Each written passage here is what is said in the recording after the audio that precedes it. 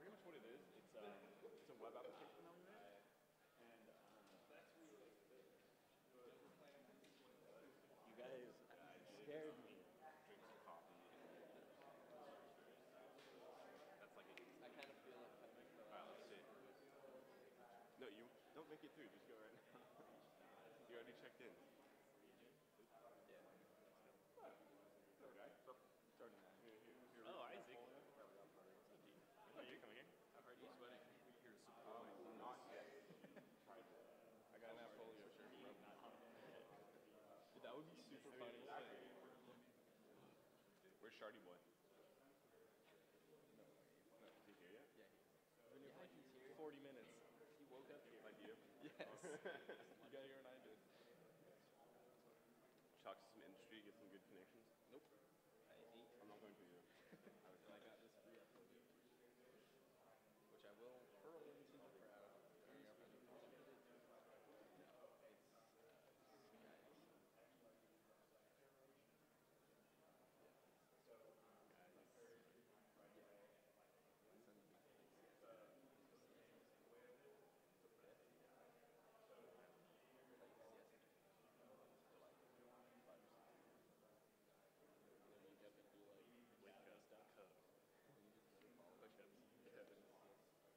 Why would you go to college? That's not the point. Yeah, honestly, 6 years. I think. I don't think we have to now. That also looks You like put like shit name. Where did that Sharpie come from? No. We don't need name tags? no. I'm not putting names. People don't know I'm cool. People know who I am. I talk, people listen. I do think I'm Appfolio. Whoever asked the question.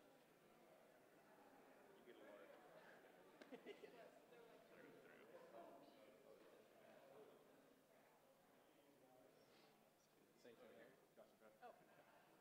Just kidding. The whole family's watching the live stream, so I better not. Yeah, my family, I said that too. I'm definitely gonna shit my pants on stage. Hey guys. I'm just gonna like waddle like this. You know what? I'm gonna try to partner. You guys see Ben's? Yeah, he planned the whole thing this year. Really? How does he have the time? One of the groups I was like, wow, you guys got shit? Yeah. Oh. He's around. Yeah. Yes, you can read previews. Yeah. It's literally the same as last year, different color and possibly different year on it. Much nicer. Much nicer shirts too. Is that a quality? Yeah. I still got a lot of these shoes because of the combination of large? both years. Yeah, me and Mike are pretty synced up. I'm gonna go grab mine. You're pretty much right in the middle between Cole and Mike as far as shoes goes. Now we have to reorder our You found chinos. standing on stage. Yes, they're standing close by. I'm not happy with the cuff. Speaking of, Oh, he's here. He's out there. He's schmoozing with his CJ mentor. Is Zanny Pilstein related to Isaac Dingleberry? yes. Yes, we're both Jews, so we're related. You go back home. Aren't we? We all Oh, brothers in the God's eye. we are both Ashkenazi Jews. We probably have like Set up quick time. somewhere back there. It was set up last time. The projector got fucked up. So if it gets fucked up again, I'll just lean into the mic and be like, Oh, really? We should like try switching to it For all three viewers. before we start the presentation. What's that? yeah, I'll test it out before. But I did that yesterday too. It was working. Like, I don't know. If QuickTime fucks up, I'm going to fix it and say, Isaac, why don't you tell me a little bit about the technologies behind it? Talk about flame detection for a second. Come back. No wasted time. Sound good? Just like my slide. We can click to the slide. I'll just restart this. When I'm doing user experience at the end of that slide, so far I don't think I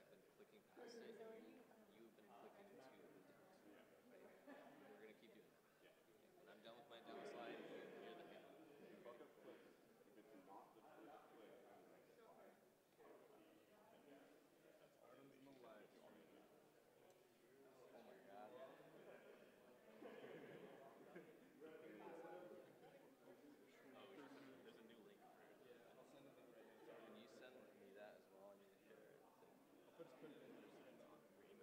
So it's from Stevie Boys.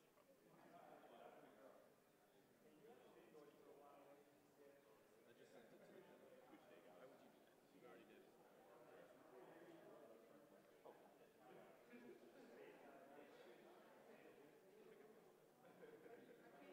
Yeah, oh wait, before the presentation, we should all do that. They're both mine now.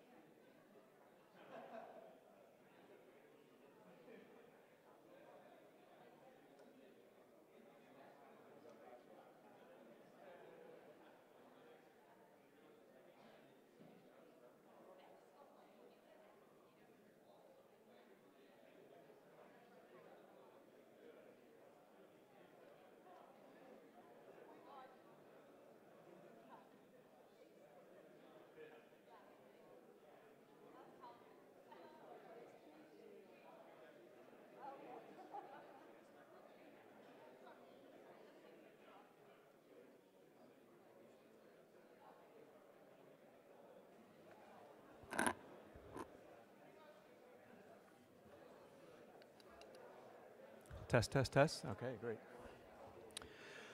All right, so may I have your attention, please? We are about to begin. This is the Computer Science Department's CS Summit. If you're in the wrong room, maybe we appreciate your coming. This is a big event for us. It's kind of our day of a little bit of everything in the department. Undergraduate students, graduate students, faculty, industry partners and sponsors, a distinguished lecture. We have a great schedule of things today, so we want to kick it off by telling you what is about to happen. So in a few minutes, we're about to have our undergraduate capstone presentations, which in a moment Professor Tevfik Bolton is going to tell you about.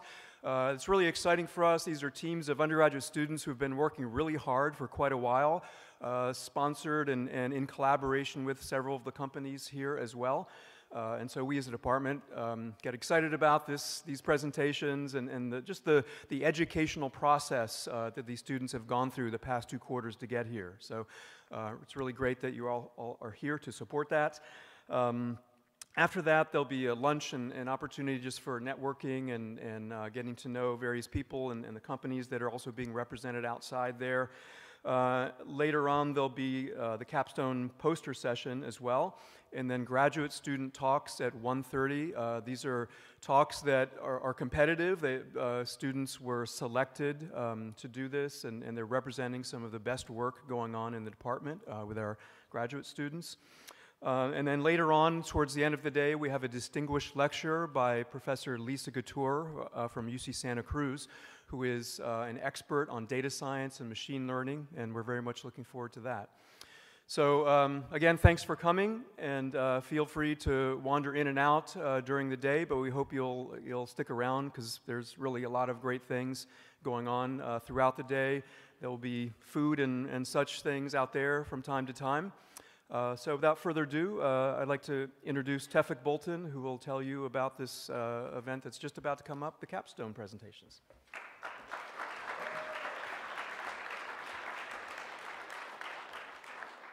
Yep, thanks for coming to CS Summit. As Matthew said, this is a big event for the department. I'm teaching the second quarter of the capstone class, and the first quarter was taught by Chandra Krintz, and she started these projects going. And we have 10 projects and students will present today. So the capstone is a project class. It's for senior students, and it's a learn by doing class. So students basically work on projects, and they build a significant project, and that's the experience of building as a team. It's typically 5 student teams. That experience is the learning experience. And it's a challenging class. They have to get something, implemented, something significant. And the most, I think, winning formula for this class has been it's industry-driven. So industry companies come and pitch project ideas. They, pitch some ideas they think it's interesting to work on, and students basically pick those project ideas and, develop them using cutting-edge technologies. And I just want to say I'm very proud of the class. They did great, and yesterday we did some practice and everything worked great. So now we are nervous. We'll see how it will go today. But yesterday everything was working. I want to acknowledge 10 companies that actually mentored these projects. Aerospace, Appfolio, Artrex, CJ Affiliate, InTouch Health, Invoca, LogMeIn, Nova Coast, Workday, and Pivotal. I want to thank them, so let's acknowledge these companies.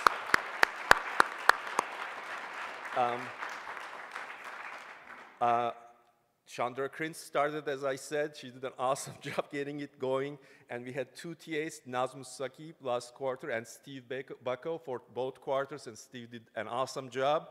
Thank you, Steve. And I want to, thanks. And finally, we have 3 industry judges because we'll give actually 3 awards. For the top 3 projects, and 3 of our alumni agreed to serve as judges, and they came here and they covered 3 decades of UCSB alumni, so I want to thank them. Zoran Dimitrievich from SAP, Ben Mercier from Amazon, and Rick Pittinger from Lucid. Thank you very much for agreeing to serve as judges. Thank you.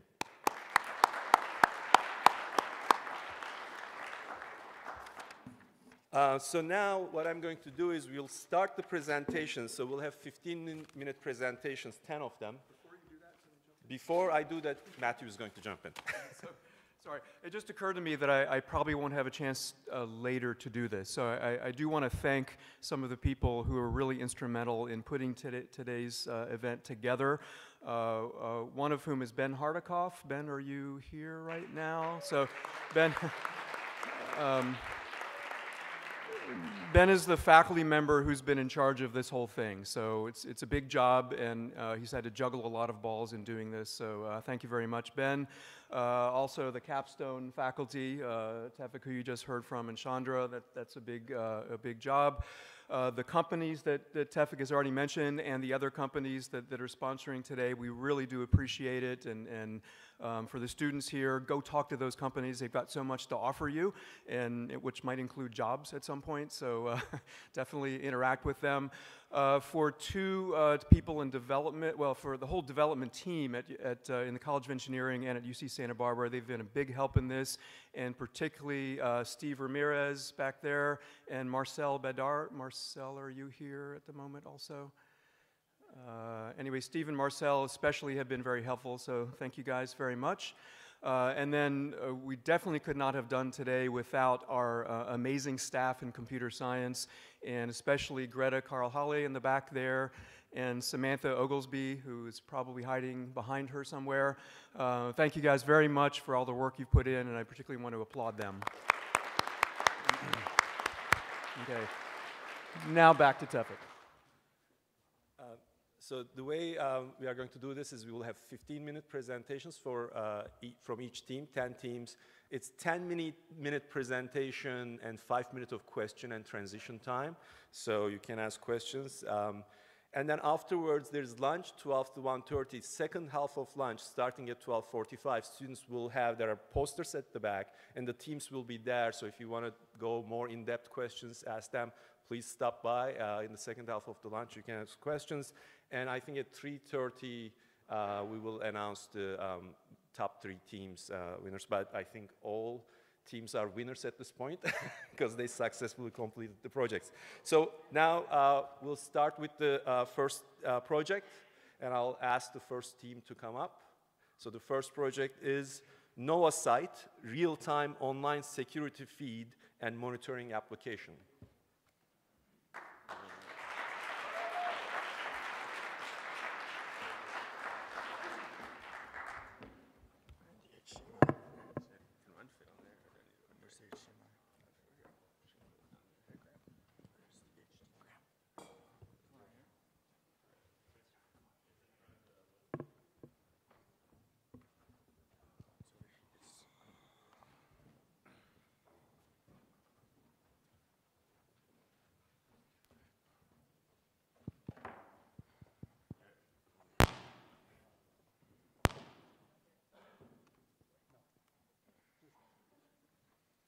That should be the...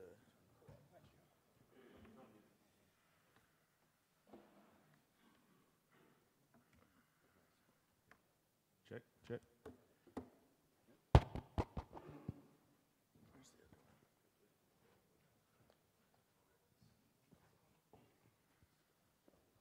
Yeah, I said...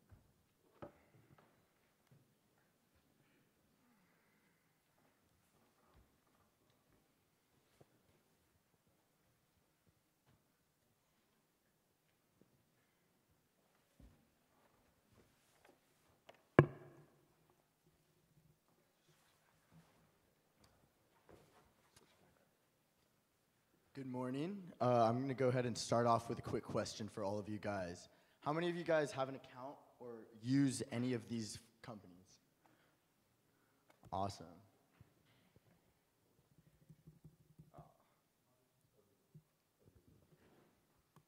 It is.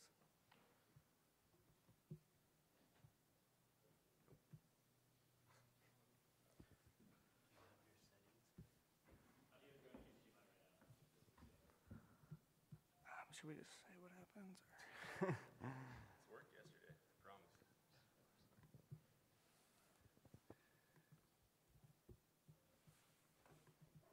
Yahoo revealing that 1 billion user accounts have been compromised. This is a new security breach. Someone has hacked into Sony Pictures. According to several reports, the fast food chain had a data breach in mid-January. Security breach. Now, as you can see, all of those companies and many more have negatively been affected by data breaches and/or hacking in recent years. Now, with technology being a central pillar in all of our lives, we're posed with the problem, how do we keep our private information secure? Data breaches are an ever-prevalent problem, yes, but what we can do is minimize the response time in addressing these breaches. To do so, we partnered with NovaCoast to bring you NovaSite, our real-time online security and monitoring application. Hello, my name is Quentin. My name is Graham. My name is Fernando. I'm Omer. I'm Blake. And I'm Diego. And we are Team Human Error is a Myth. Every day, terabytes of data are stolen from individuals' personal devices and leaked online.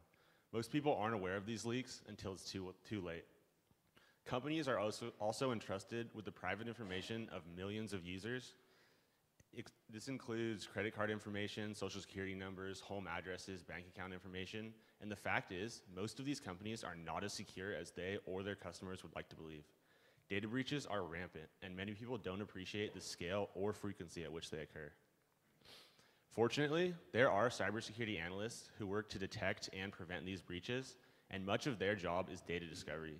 These analysts have to manually scrape through a multitude of websites, forums, and marketplaces on both the web and dark web for any relevant pieces of information. Now, this process is extremely time-consuming and tedious. There is currently no centralized tool for these analysts to scrape information and detect breaches in real time, not to mention a tool for individuals who are concerned about their own private security and online footprint. Understanding that data leaks are inevitable, we've decided to develop a web application that helps you minimize the response time to these data leaks.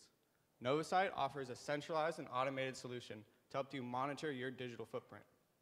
We search through several sites for any indication that your data has been leaked. And if we find something, we immediately alert you so you can take action. I think a lot of people would be shocked by the amount of data that's being leaked or sold out there. A quick search to Pastebin here gives us a long list of credit card numbers and names. Jeff here could probably go and cancel his credit card, but most likely has no idea that his data has been leaked. Now, the sensor is the pinnacle tool of our application. Essentially, the sensor culminates a variety of search terms that the user will input. These search terms are things like your name, email, company name, anything that could connect you to your personal data.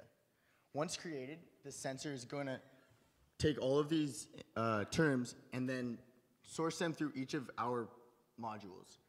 As you can see here in this diagram, we create the sensor as a user, and then we have our paste sites, the dark web, and breach databases, all of which these terms are run across.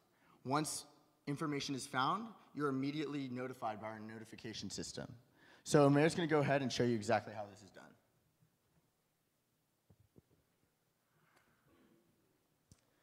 All right, guys, so we begin the experience by signing in. Every user has their own user preferences and search preferences that they set up. So before I continue, imagine yourself as a cybersecurity analyst that needs to develop a digital footprint for one of your clients, or you are just a cautious individual who wants to make sure that their data isn't exposed on the internet. NovaSite's the solution for you. So we begin with our homepage. The homepage just gives you a little bit more information about our web application and a tutorial about how to use it. So Quentin, let's get started with the search and go ahead and click the Get Started button. So here we're presented with the sensor form.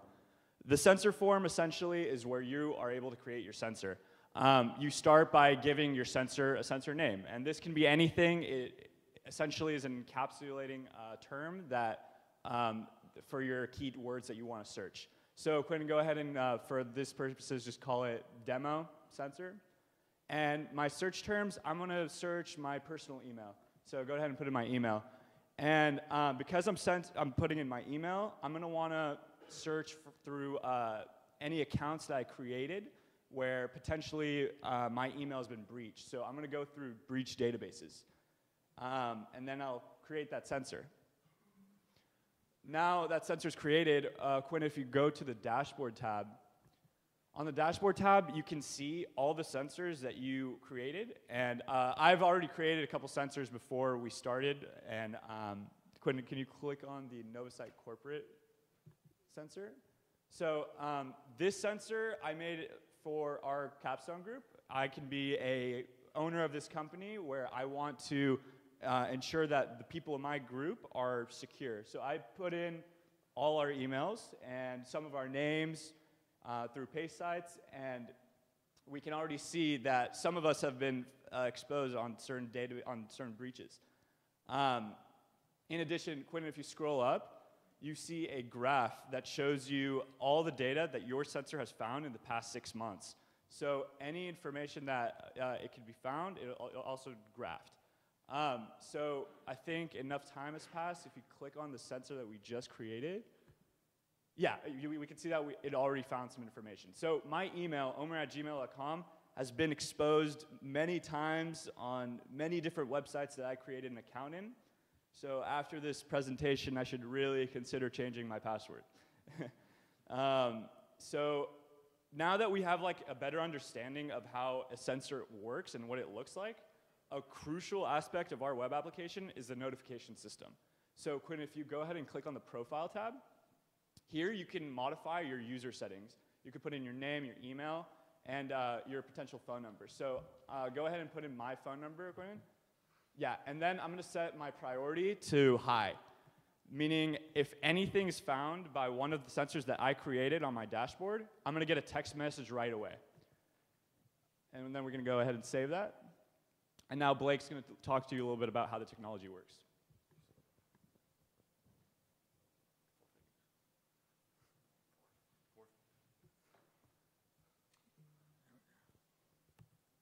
One of the key components to our project is searching through paste sites to see if we can find any of the information that belongs to you.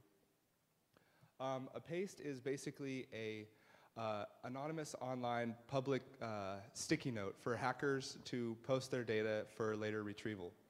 In order to search these pastes, we use Selenium in conjunction with Google Chrome in order to automate the streamlining of the data gathering process. We also search database breaches for your information. This allows us to see if you've been a part of a large multi-user exposure. Lastly, we look at the dark web, marketplaces and forums. These sites are similar to pay sites, but have less regulation since they are hidden behind layered proxy networks on the dark web. And then we move on to our notification system. This is a key aspect of our application since no one user can be 100% secure. But we can limit the time from when the data is leaked to when the user knows about this leaked data. And our application notifies users real time and allows the users to immediately address these leaked information. So we designed our architecture to create asynchronous module, we designed our architecture to create separate microservices for each module. Now this will allow for independence between modules. The different module searches take different amounts of time, and independence means that we can notify the user as soon as any one module finds a breach, regardless of the progress of the other modules. This also has allowed us to create a very extensible system. Hey Graham, 1 second. I just got a text on my phone, so I'm gonna check that out. Give me 1 sec, sorry guys. So it looks like we just got a text from Novasite saying that we are being alerted because a sensor has been triggered. So I'm just gonna go ahead and check that out. And we're taken directly to a paste with Omer. Your credit card information was just released. So I guess drinks are on him tonight. But yeah, so we just had Graham upload this paste with Omer's fake credit card information to show you exactly how real time this application works. Immediately when this information is uploaded to any of our sources with these sensors that are running continuously, we're able to address that. And now Omer can go to a bank, cancel his credit card, and maybe get something, make sure nothing happens from that. and we're going to go back and have you take it away. So this independence between our modules also allowed us to create a highly extensible architecture. We can add or remove as many modules as we want, and if one module goes down, it's not going to affect the system as a whole. Finally, third-party developers can use our API to create their own interfaces with our system. Now, some of you might still be asking, what's the value in this? We've created not only a central security console for analysts and individuals, but a powerful security application for large companies. We can connect our API to any company's existing identity management software. For example, if I were Sony Pictures, for example, I could create a sensor that searches for any leaked Sony corporate emails and set those passwords to auto-rotate. This way, as soon as that password is leaked, it's changed. Our application has implications for everybody because security affects everybody, and it will continue to for the foreseeable future. Thank you.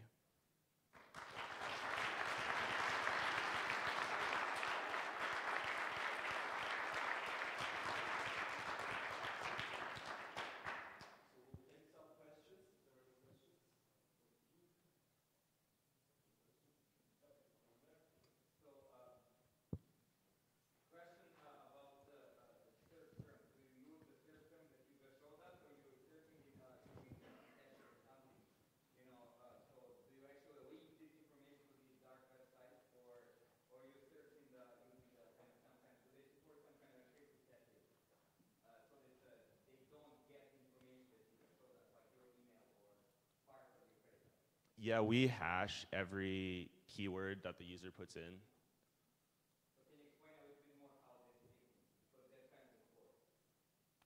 Sorry, I don't really understand. Can you explain more about how this is done, right? How does the hashing work? Oh, so basically, we get a term from the user, and it is immediately hashed into our database. And then that term is given to our backend, and we run that, but it's never like posted online or anything. It's only running in our backend, if that makes sense.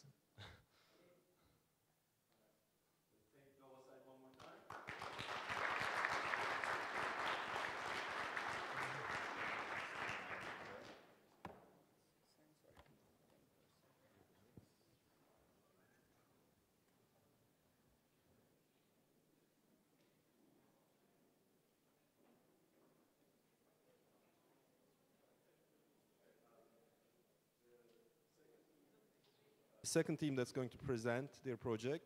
And the project is Log My Motion, your virtual personal trainer.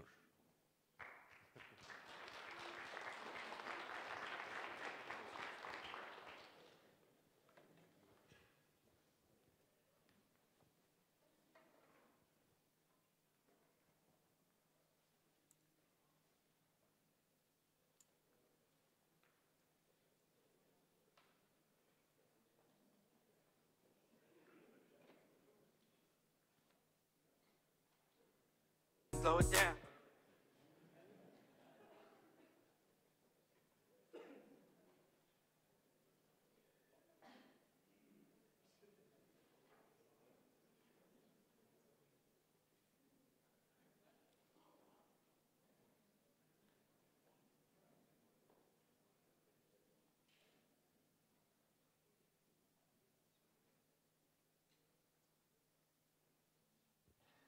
All right, hello everyone. My name is Arvon, and before my team and I jump into our application, I'd like to share a brief story with you all about my journey in fitness. I started working out and going to the gym about 4 years ago. However, for the majority of that time, I always gravitated towards the same set of simple exercises. I was very hesitant to learn new exercises and add them into my workout routine. It was only until just about under a year ago that I decided to venture out of my comfort zone and learn some new exercises, such as the squat. However, to this day, perfecting the squat has always been challenging. When I first started doing the exercise, I had awkward pain in my knees and my thighs due to improper form and poor understanding of how the exercise should be conducted. I considered hiring a personal trainer, but due to my hectic college schedule and the shortage of money, this idea was just very unrealistic. For this reason, I've consulted online fitness documentation to improve my understanding of how the exercise should be done. And although this has been helpful, I still deal with the problem that when I go to the gym to have a workout, I have no way of getting any real-time feedback on whether I'm doing things correctly or incorrectly during the exercise. This problem has always been a barrier to learning new exercises correctly and ultimately achieving my fitness goals. Wow, Arvon, that sounds pretty difficult. Well, let's see if we can use our application, Log My Motion, to help Arvon solve some of his problems. Log My Motion allows you to perfect your workout form in the privacy of your own home. Our application provides you with real-time feedback so that you can make your exercise form better as you work out. It also gives you detailed analytics so you can see which aspects of your form are good and which ones need improvement over time, while logging each of your workouts so that you can go back and review them at any time that you wish. So now let's go into the application. This is the user's dashboard, which is the first page that they see when they log in. We can see that there's some charts there on the left, which we'll ignore for now. But I'd like to point out the squat challenges section there in the top right, where we can see that Arvon has an initial challenge to complete his first squat workout for the day. We're going to see if we can get Arvon to complete this challenge with us today. But before we jump into the analyzer, I'm going to talk a little bit more about how we analyze squat form. To assess your squat form in real time, we use 4 different indicators of good squat form. Specifically, we make sure that the squat is deep enough and that you're at about parallel with your knees at the bottom of the squat, that your feet are at shoulder width, no more narrow or wider than that your shoulders are aligned with each other and you're not tilting one way or the other throughout the repetition, and finally, that your knees and feet are pointed outwards, as inward-pointing knees can cause pretty serious knee injuries. So now I'm going to pass it off to Sam, who's going to talk a little bit more about the analyzer. Thanks, Nikhil. So our analyzer is broken up into 3 different stages. We begin with the calibration stage, where we ensure that your starting position is optimal before you do a single rep. It's important to start your workout off on the right foot, so to calibrate successfully, we make sure that your shoulders are aligned and that your feet are at the proper width. Once you've calibrated, you enter the exercise stage where you can begin your workout. Throughout your workout, our analyzer will give you real-time audio and visual feedback. Once you're done with your set, all you need to say is done to then go into the results stage, and we'll give you a breakdown of how you perform. Now I'm going to hand it off to Eric to walk Arvon through his workout. There we go. All right, Arvon, so let's do your first workout of the day. We're going to start off by getting you calibrated, but first, let's start with the stance that's a bit too wide. Move your feet closer together. So as you can see, our analyzer was able to detect that Arvon's feet were a bit too far apart and told them to move them together. Similarly, if his feet were too close together or if his shoulders were misaligned, our analyzer will tell him to fix those things before letting him calibrate. So Arvon, now let's get calibrated by moving your feet closer together.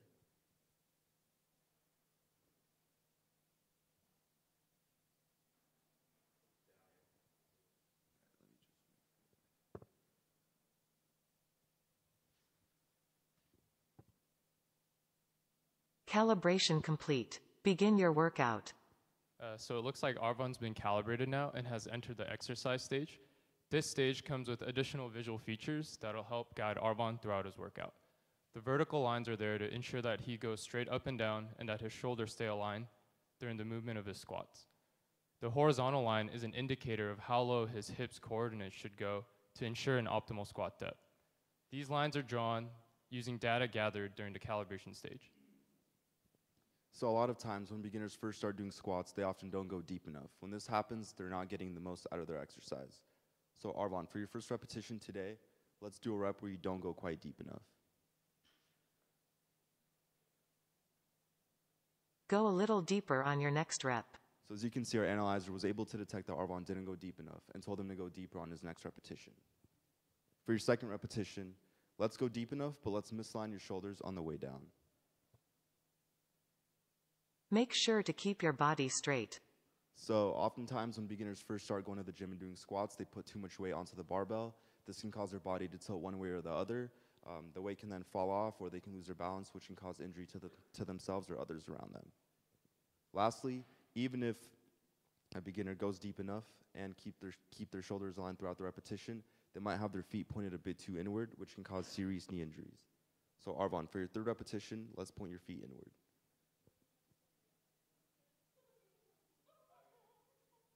Angle your feet outwards. So since Arvon's feet were inward, our analyzer told him to angle his feet outwards. So, Arvon, now that you have some experience using our application, let's try to do 2 perfect repetitions.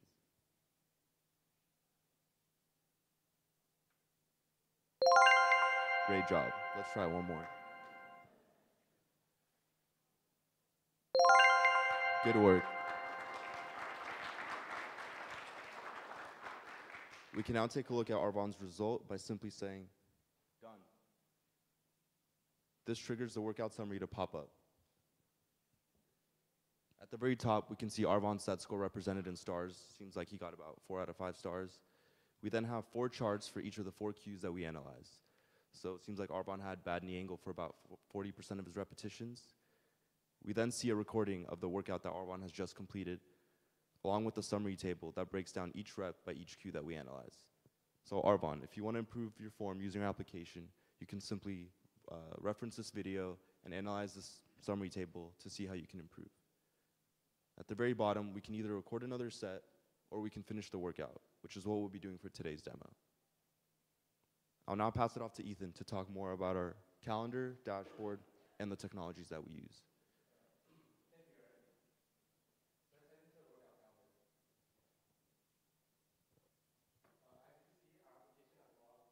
Arvon's workout along with all previous workouts Arvon has done. If we click on it, we can see the summary page for that workout. If Arvon were to do multiple sets, there would be tabs on top of the summary page for each set that Arvon has completed. Now, let's navigate to the dashboard.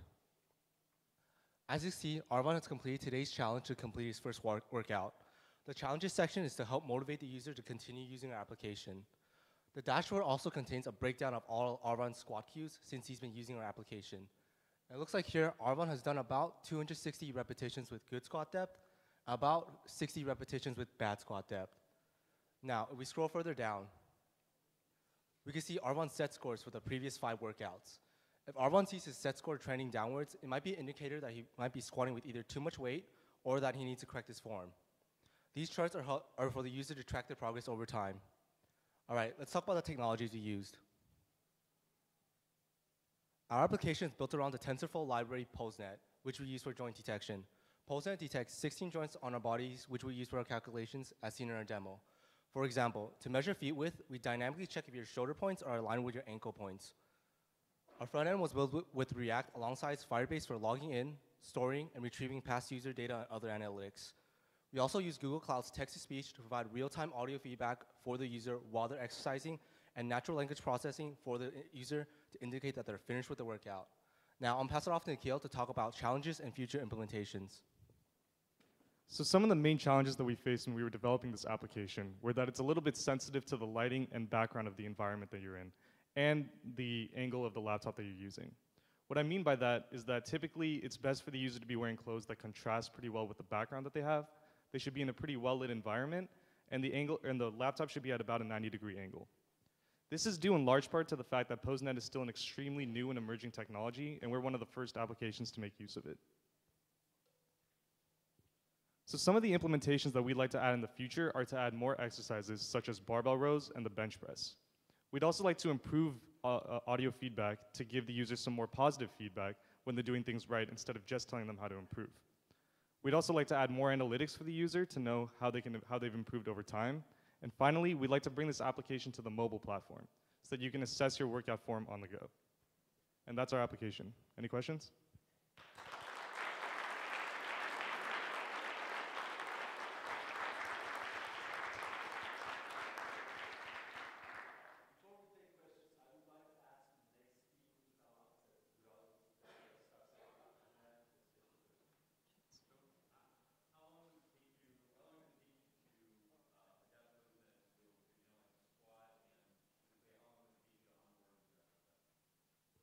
So yeah, we actually didn't train a model, and instead we took the approach to implement our own heuristics, and we implemented heuristics in such a way that it's kind of abstracted. So we're not just looking at, you know, are your shoulders and feet width at a similar distance. You know, we're like abstracting it to the joint itself. So, you know, like what's the angle that 3 joints in your body is making? And the reason we did that is so that, you know, the heuristics we have implemented right now could easily be used in the future for any different exercises.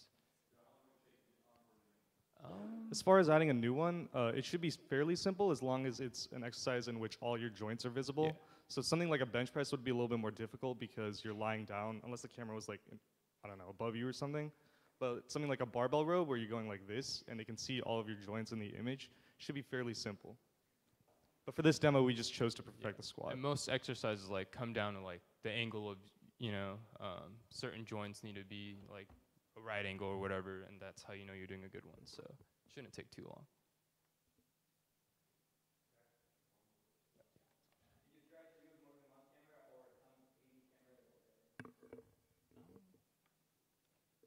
PoseNet right now is just meant to be front-facing, so I don't think the technology would have worked with a 3D camera anyway. But that's something we could definitely look into in the future.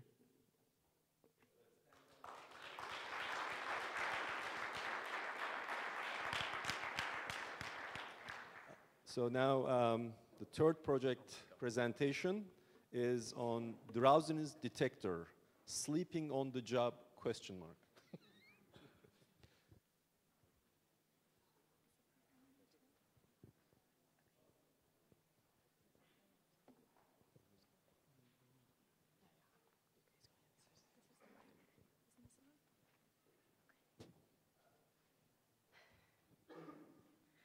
Hi everyone. We are, for the past 2 quarters, we've been working on our project Drowsiness Detector in collaboration with Aerospace Corporation. I'm Danielle. I'm Andrew. I'm Victoria. I'm Brandon. I'm David. So let's see a show of hands. How many people here have fallen asleep either at work or in class at school? Pretty much everyone, yeah. It's not a very surprising statistic, but over 51% of Americans fall asleep at work and on the job. And that's even higher in tech. 70% of Americans fall asleep at work, so, in tech. So satellite launches happen all hours of the day at aerospace. And we need to make sure that workers are staying vigilant and on the job to make sure that nothing wrong happens during these launches. So our solution is a 2-part project. The first part is the employee side of the project. It's basically a desktop program that detects drowsiness via facial recognition. So the employee opens up this program and it will analyze their face and see if they're tired or not or sleeping while they're at work. That information is then sent to an Android app where the manager can view these statistics. For example, the manager can then see if their employee is sleeping on the job and be able to view these stats from our Android app. So now for a brief overview of what the application is. First, we have the interface and calibration, which is where the user runs the program and calibrates it to their specific face so it can run optimally. Next is the actual drowsiness detection, where we grab an image from the webcam of the user's face and then perform analysis on that to detect if they are drowsy. We connect all of that to Firebase, where those stats are uploaded, such as the calibration information and the timestamps of when the drowsiness occurred. And finally, this is all piped to our Android application, where the manager can view those stats and determine what they should do for who should work when and things like that. So let's go ahead and demo this for you. So every employee will have to make an account when we implement this program. So you will register. So I'll go ahead and log in. And also, when you register for a new account, you'll have to calibrate to your face. This is to provide the most accurate results based on each user. So I'll go ahead and log in. So let's see, log in. All right, and then I'll have the option to start or recalibrate. So we'll go ahead and start the program.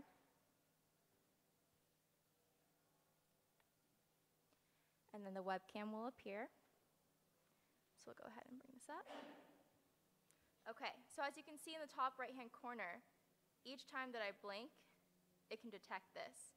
And the reason that we did that is because a lot of times if people are blinking a large amount of times within 1 minute, this indicates that they might be falling asleep. Or if they're not blinking at all, then maybe they're trying really hard to stay awake. So that's the reason we have that. Also, if the employee were to actually fall asleep, like so, you would get a notification saying that drowsiness has been detected. And also on their computer, there will be sound that goes along with the drowsiness alert. In addition, if I were to yawn like so, it alerts me as well. So also, if I were to leave my desk, it can sense this. Or if someone comes over to my desk, it can tell that there are multiple faces detected. So that's our program. I'll go ahead and stop it. So now to go deeper into our project with each part, starting with the interface and calibration. So we're using two main libraries for our facial detection, OpenCV and DLib. So OpenCV allows us to perform real-time computer or facial recognition, and DLib gives us the specific facial landmarks that allows us to focus on the user's eyes and mouth. Both of these libraries are C++, but we're using the Python wrappers. And then for calibration, so upon running the program, the user will have the option to either log into an existing account or register a new one. And if they want to register a new account, they'll have to calibrate their face. That will set the specific thresholds so that the detection is most accurate for that user. Now for the drowsiness detection. How it works is it uses OpenCV to grab an image from the webcam. That image has facial recognition applied to it, so we can determine where the face is in that image, and we use DLib to draw landmarks onto that face. So we draw landmarks mostly around the eyes and mouth, such as you can see the ones around the eyes, which are the dots. Using those landmarks, we can determine what the aspect ratio of the user's eyes and mouth are to determine whether or not their eyes are closed or their mouth is open.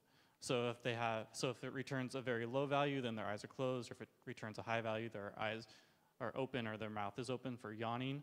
Looking at this over time, we can determine how quickly the user is blinking, and also if they have their eyes closed for a period of time, or if they have their mouth open for a period of time for yawning. These values have specific triggers, which can, when those triggers are met, then the drowsiness alert occurs. Now we're going to demo what the manager would see. So when the manager logs into the mobile application, they can see all their employees, and then they can choose them to see a more detailed view. So when we see the more detailed, we have graphs of when the drowsiness detections occurred, and also the blink frequency that was detected when the app was running, when the desktop application was running. So for these first graphs show how many drowsiness detections occurred for specific days of the week, and we can also look at how many drowsiness detections occurred for specific hours of the day, both for separate yawns and for having their eyes closed. In addition, we can also view the individual timestamps of when these detections occurred. And then if the manager wanted, they could go into the menu and then choose a different employee and view their statistics.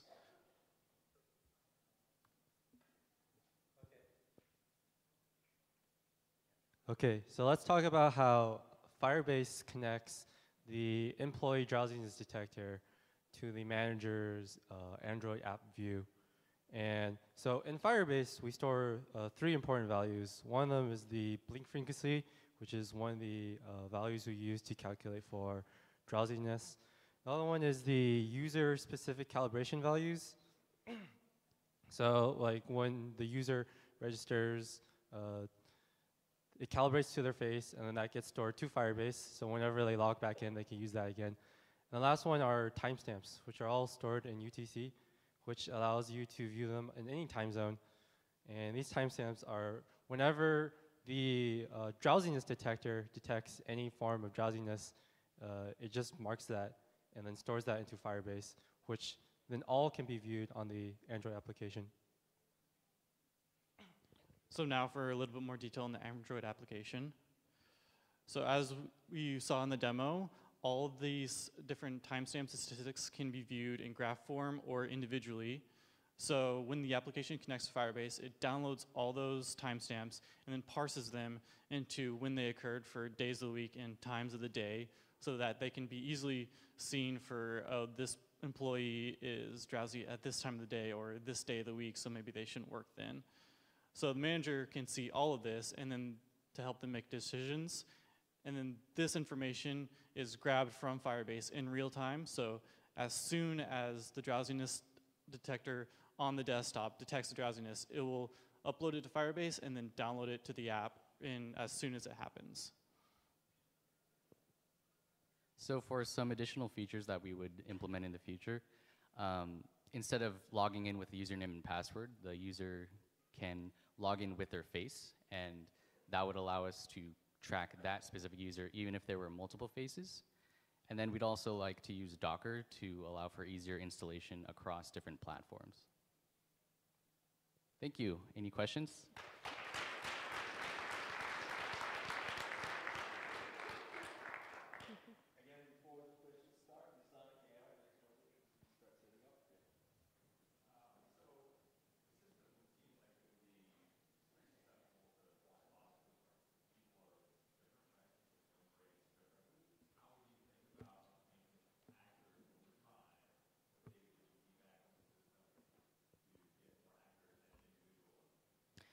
So one of the challenges we faced was we wanted to use ML originally to be able to do this, but there was no labeled data set to use. So hopefully we would be able to integrate that into our project, and that would provide better accuracy for facial detection.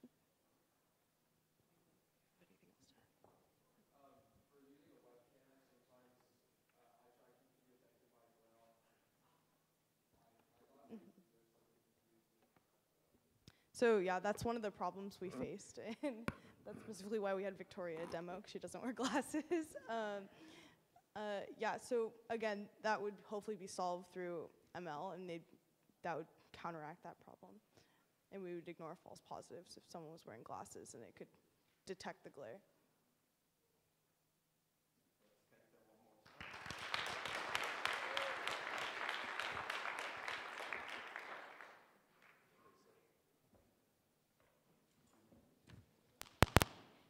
Right. The next project is Design AR, collaborative interior design in augmented reality.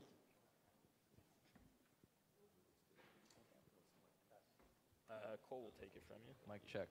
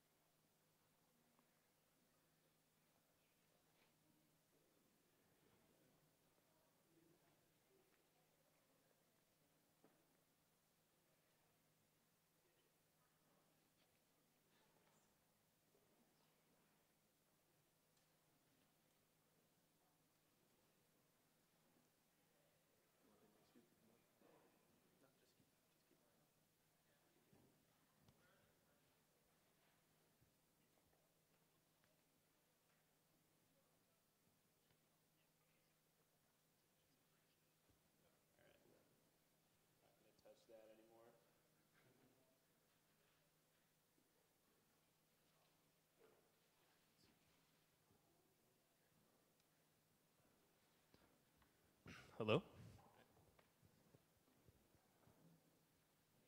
Hi, everyone. We are Drop Table Teams. We're partnered with Appfolio, and we're excited to show you our app, Design AR. My name is Cole. I'm Jake. I'm Isaac. I'm Artem. And I'm Michael. So we all know a home isn't quite a home until it's been furnished. And it's pretty clear that the room on the right is a lot nicer than the one on the left. Well, the one on the right has been professionally furnished by an interior designer. But interior design today can be a lengthy process for most people, between searching websites, flipping through catalogs, and visiting showrooms. So it's also a frustrating process from personal experience, from getting partners and housemates to agree on decor. And lastly, there's always an element of risk involved, because even after all of the decisions have been made and the furniture is delivered to your home, that couch might not look as nice in your living room as you had expected. So we sought to solve this problem by creating Design AR. Now, our application uses augmented reality, so it combines real-world objects with virtual 3D objects, and it offers a very immersive experience for our users. So Design AR is a free tool, and it's quick and easy to use. So Bryce can just pull out his iPhone and start decorating the space around him. Additionally, it offers a very interactive experience. So Bryce can just continue replacing or repositioning any of his furniture until he's perfectly satisfied with the look and feel of his room. And lastly, Design AR is the perfect tool for real estate agents, because they can just leave their properties unfurnished and allow all of the prospective buyers and renters who show up to the open house to furnish it themselves. So Jake's going to tell you a little bit about the user experience. At the core of any augmented reality app is a smooth and intuitive user interface.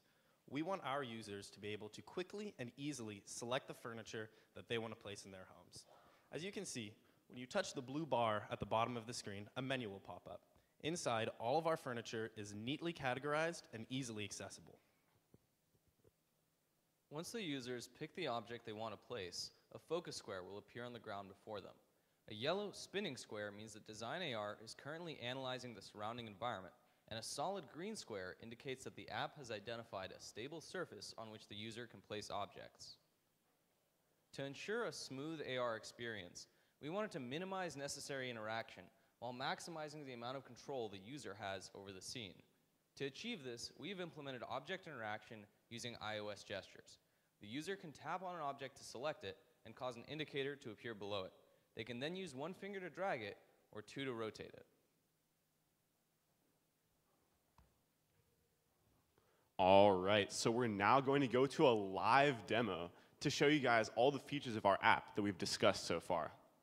So the very first thing you're going to see once we load into the app is that nice furniture menu that we were talking about.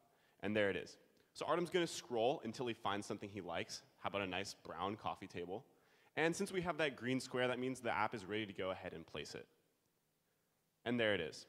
So that looks pretty cool, but it's not much by itself. So let's go ahead and add something else to go with it. How about a couch?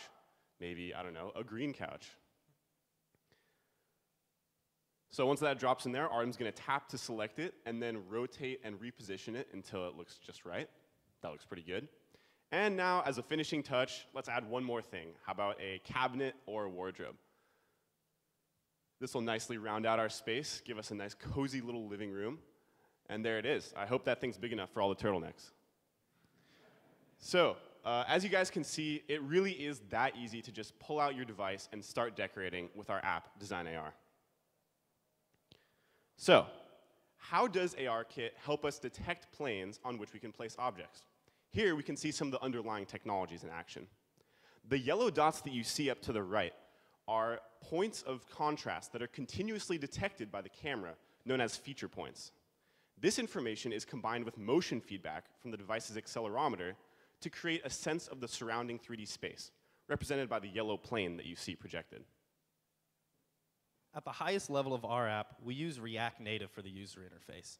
This allowed for a quick speed of development and enables us to extend our app to other platforms. Next, we needed a robust backend to handle all of our augmented reality components, such as detecting flat surfaces, placing 3D models, and allowing the user to walk through the screen. To do that, we needed Apple's ARKit 2. And since it is an iOS app, most of it was written using Swift. When designing our app's architecture, our top priority was ensuring a loose coupling between UI elements and the ARKit backend. To this end, we've written the furniture menu entirely in React, and it only communicates with the Swift layer when the user picks a piece of furniture to place. After an update has been dispatched to AR View Manager, it will then perform the appropriate modifications to the augmented reality scene and store any state changes in the view model. Although this architecture did allow us to quickly and independently update both sides of the app, it also came with a price. Interfacing React and Swift proved to be a very poorly documented and very difficult process. To overcome this challenge, we did everything we could to minimize each layer's dependence on the other. The only communication between the layers is a single function call that updates the currently selected piece of furniture. Now, there is one big feature we've yet to share with you guys. Less than a year ago, at the Worldwide Developers Conference, Apple unveiled Shared Experiences, an augmented reality feature which allows multiple users to connect to the same space and collaborate in real time. To date, there are only a handful of apps that utilize this technology, and none of them have anything to do with interior design. We're very proud to be among the first to explore this field.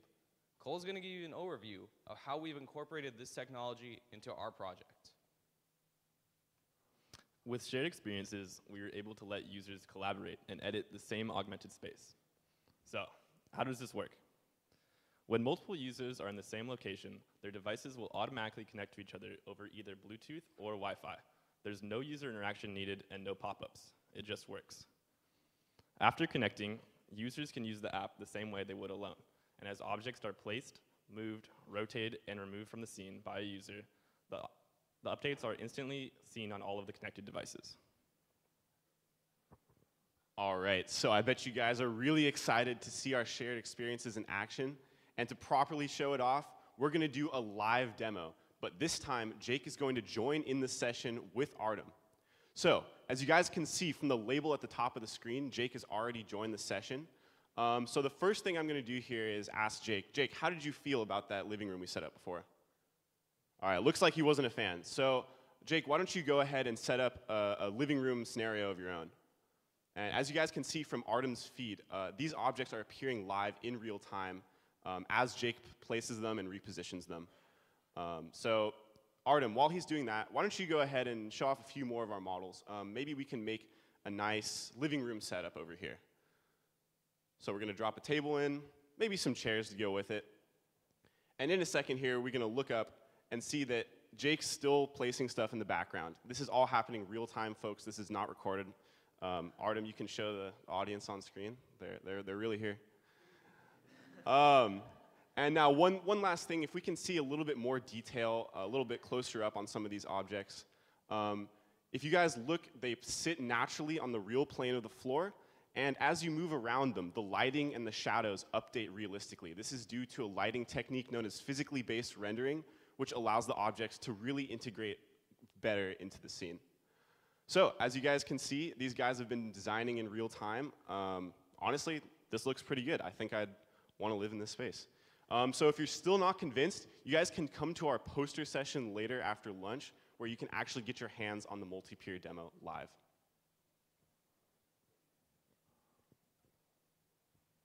All right, so as you guys have seen, not only does our solution save time by not having to flip through catalogs and visit showrooms, but it's also a free resource to all iOS users. So it'll help Steve make sure his final decor purchase is the one that's ideal for his living space. And above all, it offers a much more personal experience thanks to our live collaboration feature. And on that note, you know, we're really proud to have incorporated this into our app, because not even the augmented reality components in the industry-leading applications right now, Amazon Mobile and IKEA Place, offer this feature. So thank you for your time. Make sure to stop by our poster, and we'll take some questions.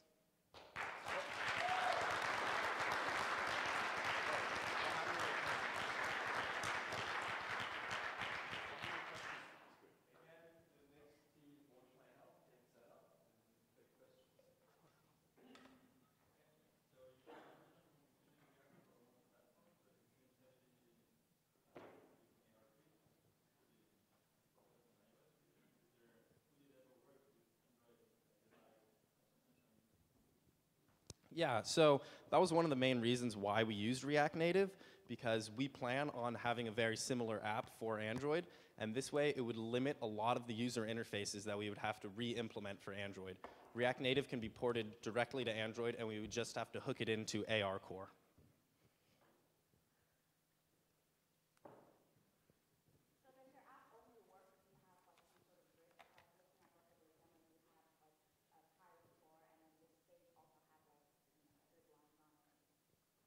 I'm sorry, could you repeat that?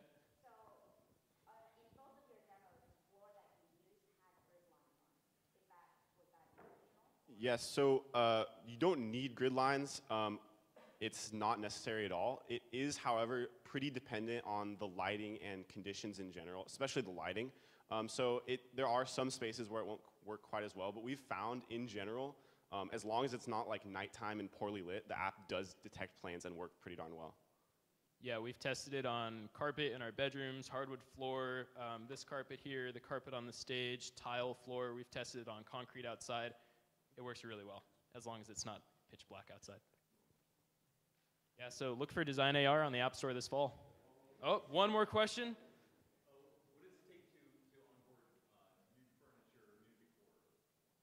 Yeah, Jake's gonna take this one. Yeah, so 3D models are very expensive. We had that image of the Iron Throne in there. That 3D model is actually $150. So we got every free 3D model that we could, but in the future, when we want our app to be a little more realistic with lots of different furniture choices, we will have to cough up a good amount of money to be able to purchase these 3D models. But getting it into the app is very simple. Thank you.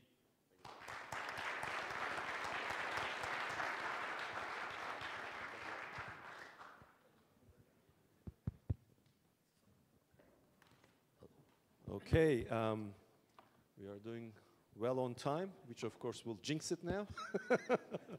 But the next project is Watch My Health, connecting doctors to patients with wearable technology.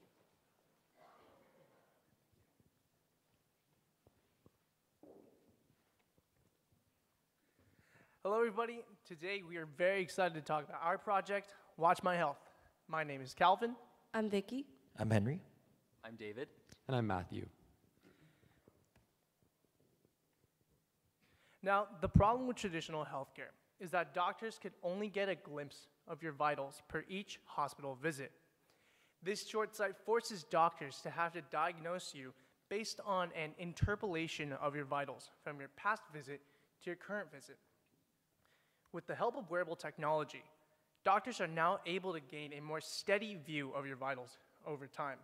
And furthermore, they can receive them live. Bridging that temporal gap between hospital visits ultimately leads to a more accurate diagnosis, better treatment, and most importantly, lower medical costs. Going to the doctor's office is such a pain, right? Oftentimes you schedule an appointment, something important comes up, and you end up having to reschedule. Or maybe you can make it in, but you end up just waiting a long time to see your doctor. According to Vital's physician wait time report, in some states this average gets up to 40 minutes, and that's not including time for scheduling and transportation. Some people even choose not to consult with their physician because their symptoms seem minor and they just don't want to bother. Well, with the rise in popularity of wearable technology, we decided to tackle this problem through the usage of Apple Watch health data. Smartwatches and fitness trackers have made the largest device shipments in this industry, covering 80% of the market share in 2016. A late 2017 study from Tractica states, wearable device companies that pivot beyond fitness and activity tracking toward preventing and managing chronic health conditions like diabetes and heart problems will succeed in the long run. This is where we introduce our product, Watch My Health. It's a cross-platform application that minimizes the time needed to consult with a medical professional. There are three main components to our project. First, we have the Apple Watch, which collects users' heart rate data. Next, we have the iOS app, which is used by patients to report symptoms to their physicians and view their own personal information. Lastly, we have the web app, which is used by physicians to monitor their patients, diagnose reported symptoms, and determine the urgency of them. And now that you've heard a little bit about our product, let's take it up for a spin. Okay. So currently it's calibrating a little bit, waiting to read my live BPM. Hopefully any second now, you can see my current heart rate. But while we're waiting for that, let's take a look at really quickly on our patient profile. You can see here that there's a couple different functionalities. Let's say I'm feeling a little bit of discomfort right now up here on stage. Go ahead and hit that, and it'll be sent straight over to my physician. Let's say let's say I've been working really hard on this capstone project over the past couple of weeks and have been having some trouble sleeping. So let me go ahead and message my doctor for a quick consultation, since this isn't something that would usually warrant a whole hospital visit. So I'll say, hey doc, can't sleep. So this is the main page of the web app. This is where the physician can look at a list of all their patients and is able to quickly search through and find ones in particular.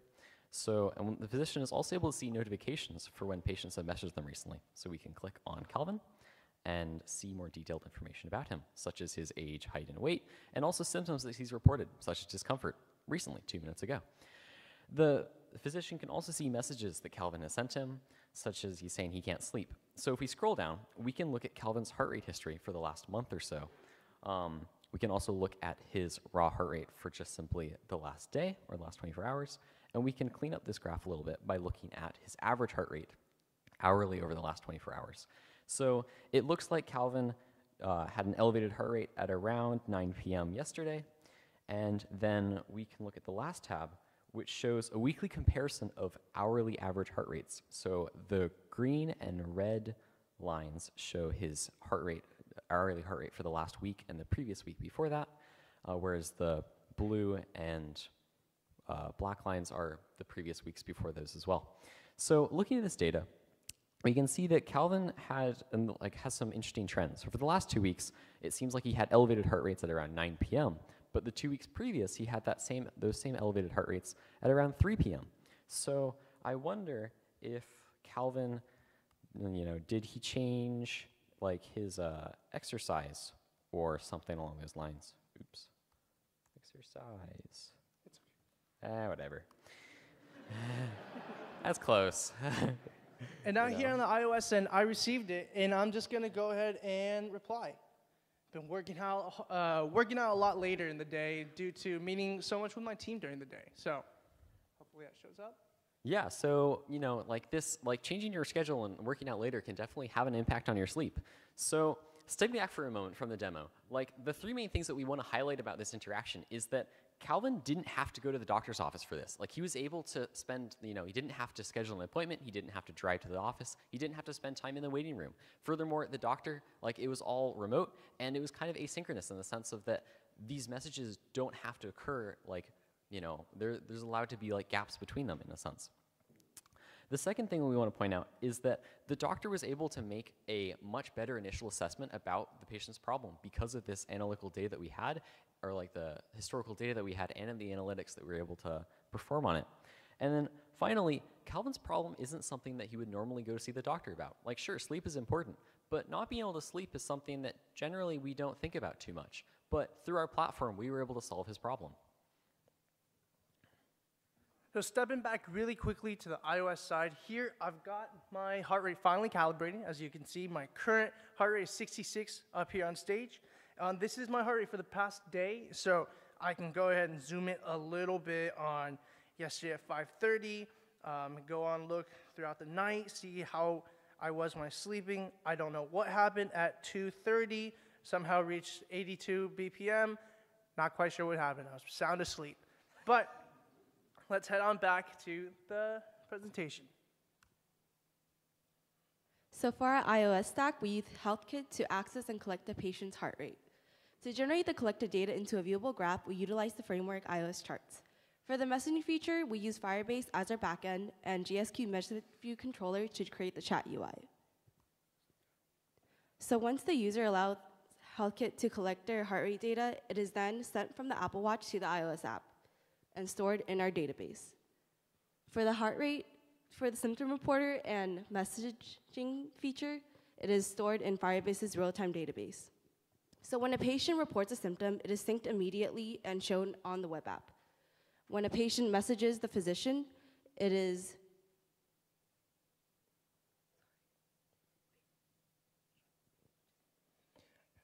When the patient messages the physician, it's sent straight over through to the web app through Firebase. Heading on over to the web app side of things. All right. Sorry. All right, for the website, we utilize 4 major components. They're going to be Firebase, which we use for our messaging. We use Ruby on Rails as the overall framework for our web application. We use Chart.js as the library to create the graphs that you see on the website. And we use Google App Engine as both the backend and the host for our whole application. Moving on, in order to create the heart rate graphs that you see, we store our heart rate data into a MySQL database, which allows us to query specific data for different graphs. For the chat, we create it using HTML and CSS, but we include JavaScript to ensure that it is both live and specific. So that pretty much sums up our product, but we have a lot of things we want to work on in the future too. This may include expanding our healthcare information. Right now, we only include heart rate data, but we hope to create a more holistic health profile. This can include diet, sleep, exercise, and physical measurements. Furthermore, we want to expand into more wearable fitness devices. This may include Fitbit and Android Wear. We also want to include more analytics. We want to include age, disabilities, physical or special physical conditions. We want to include family history as well as genetics. Finally, we want to incorporate more healthcare features. We want to expand this into a bigger platform, an overall healthcare experience. We want to include prescription history, current prescriptions, being able to schedule visits, honestly anything that can make it seem like a doctor's visit without going there. Before we end, we just want to thank our mentors at InTouch Health and the teaching staff at UCSB for their support and guidance over the last 2 quarters. That sums it up.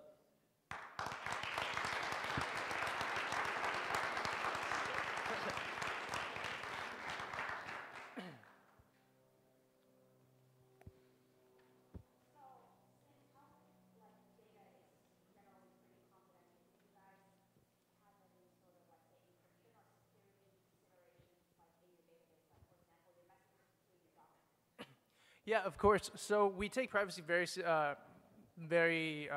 seriously. And so Firebase does encrypt the data that comes in and out, does encryption end to end. Furthermore, as we move forward with more health-related data, we are keeping in mind HIPAA, HIPAA's Privacy Act, and keeping that in mind, keeping security our topmost priority as we develop further.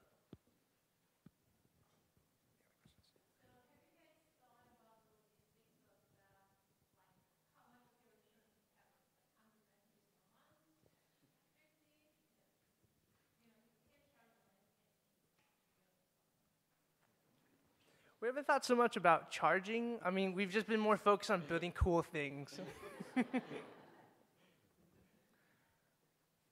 But you're right, maybe we could make some money.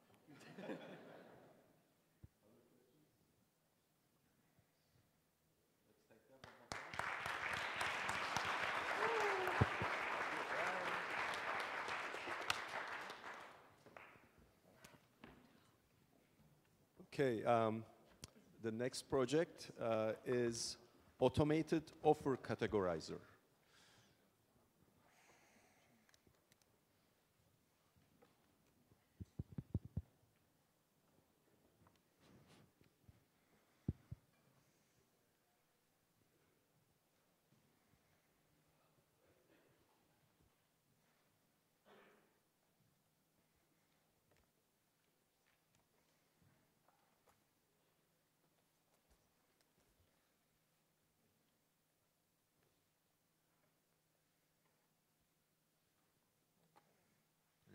Hey, hello everyone. We are Team Odyssey. Our project is Automatic Categorizer. Let me first introduce you our team member. So this is Sterling, our team lead. This is Xiao, our team scribe. Stanley, Jeremy, and Winfred. So let me first introduce the affiliate marketing network. Imagine that there's an advertiser whose business with a product they are trying to sell. And for example, Nike and Foot Locker, they are trying to sell shoes and they create offers. They are trying to post these offers on a publisher's website.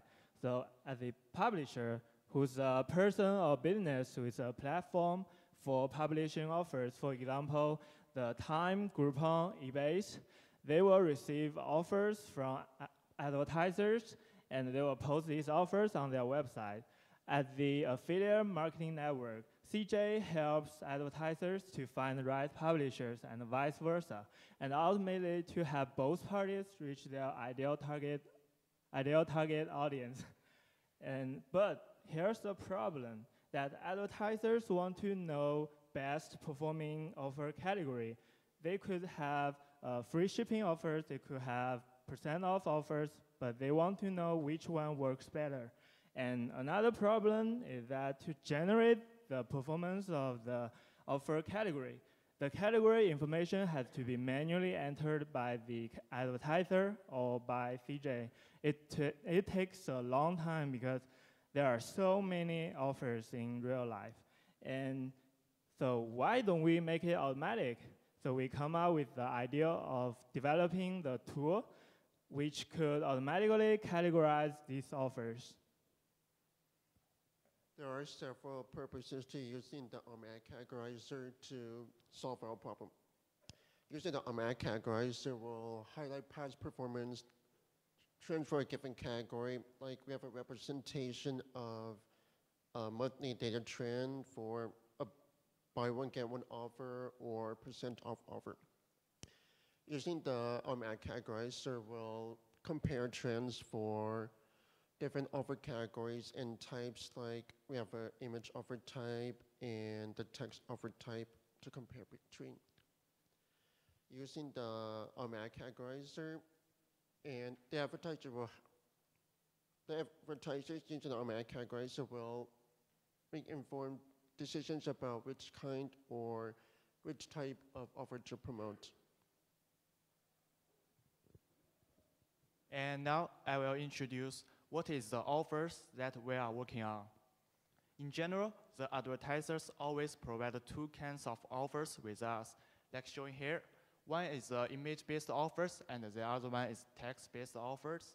And for the image-based offers, as you can see, it's a text of offer description on an image file. And for the text-based offers, it's just a one-sentence text of offer description. And both of them are links. Yeah. So both image offers and text offers are input to our system. Well, the output of our system will be a performance graph like this, where it sees the category and it generates the past for performance data throughout the year. Well, as you can see as this example, the previous slide, it categorized the image offer from the previous slides into, it's a % off offer. And based on this category, it generates a performance graph. And the general concept would be we have text offers and image offers. For text offers, we do pattern matching to find the category of that offer. And for image offer, we will first do optical character recognition to extract text from the images. And then we also do pattern matching to find the category. Using this tool, we actually converted CJ's large repository of uncategorized offers into categorized offers. And by using these categorized offers, we link them and correlate them with individual performance data for each offer. And then the output would be the performance graph shown in the previous slide. And let's move on to our demo. All right, so to demo our application, I'm going to quickly step into the shoes of an advertiser. So let's imagine I'm the CEO of a new company making a new soup called hexadecimal soup to compete with Campbell's alphabet soup. And so I decided to pair with CJ Affiliate to launch some online offers. And to design these offers, I decided to use our Team Odyssey's automatic categorizer webpage. So first I'm going to try designing a text-based offer, and I simply just fill out the short form, put in a company name, an offer description, a start date and an end date. And so it's Hex Soups, and it's 15% off when you buy 5 or more cans of soup. And then upon submission, you see you get relevant performance data regarding the category that was submitted. And so here we have % off data. And as you can see different trends going on. And in November, maybe people are buying more soup. It's cold. And so we use 5 different metrics here as well. And it's sale amount, commission amount, number of sales, number of clicks, and conversion rate. And these are kind of the 5 most important performance metrics that an advertiser or a CJ member would want to see. And so because this is a text-based offer, I kind of want to view only the data regarding text-based offers.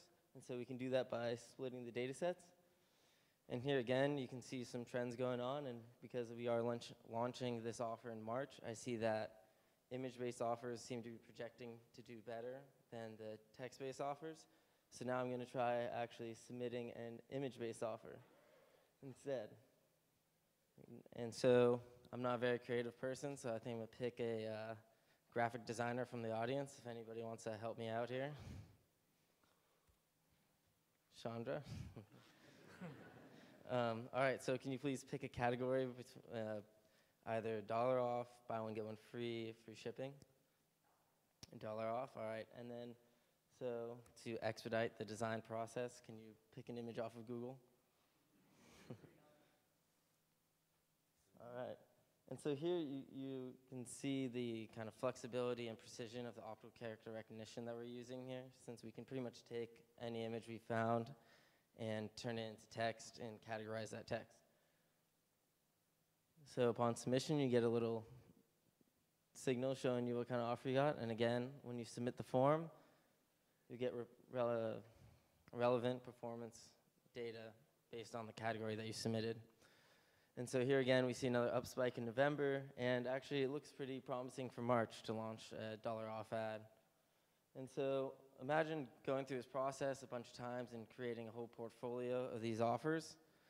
We can then submit to our file drop tool, and this will categorize each offer in the file, and it'll give us, it'll be able to relate the performance back to our charts and update our databases based on the performance of each individual offer, and then aggregate it into a category.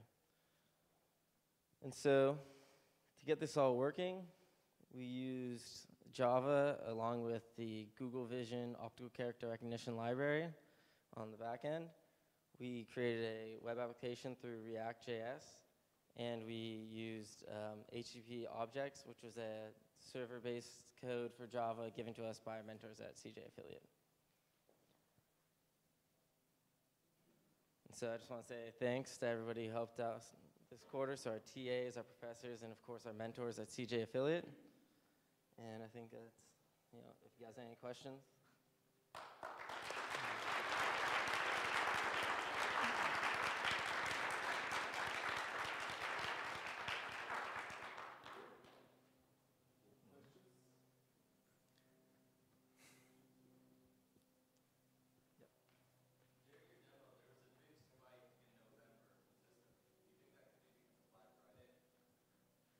Yeah, that's a good assumption to make.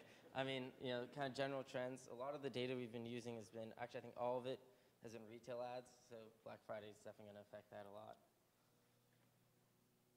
I have a question, although I had a part to ask. So Yeah. when you show the performance data, again, November, maybe Christmas shopping and things like that affected, but maybe for some products like soup, maybe Christmas shopping is not going to affect it. So is it possible to categorize also based on product? Could that be integrated? Yeah, so actually there's kind of 2 ways to go about that. You can either, maybe on the affiliate side, we could narrow kind of the data pool to more relevant, different advertisers that are going to be kind of in the same category. So then maybe food products would be a separate category. And you can also use the file drop tool to update the data that you're specifically looking at. So let's say if I had a bunch of data about how my soup has been selling or how my offers have been performing for my soup, I could then use that to model the numbers on the graphs instead of just a general kind of overarching performance data for all offers.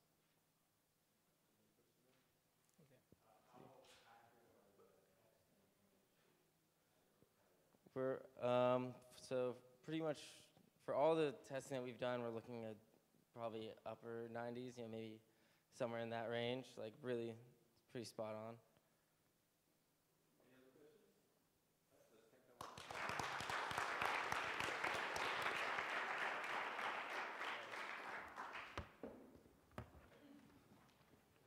Right. The next project is Assist MD, surgical events and analytics streaming with computer vision. I think there's a setup there going on. You go ahead and set it down.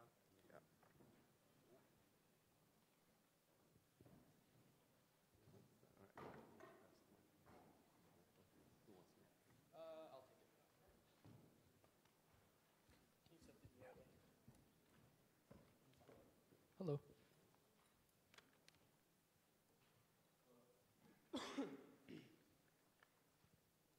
Hello. Yeah, there you go. Not ready yet, guys. Sorry.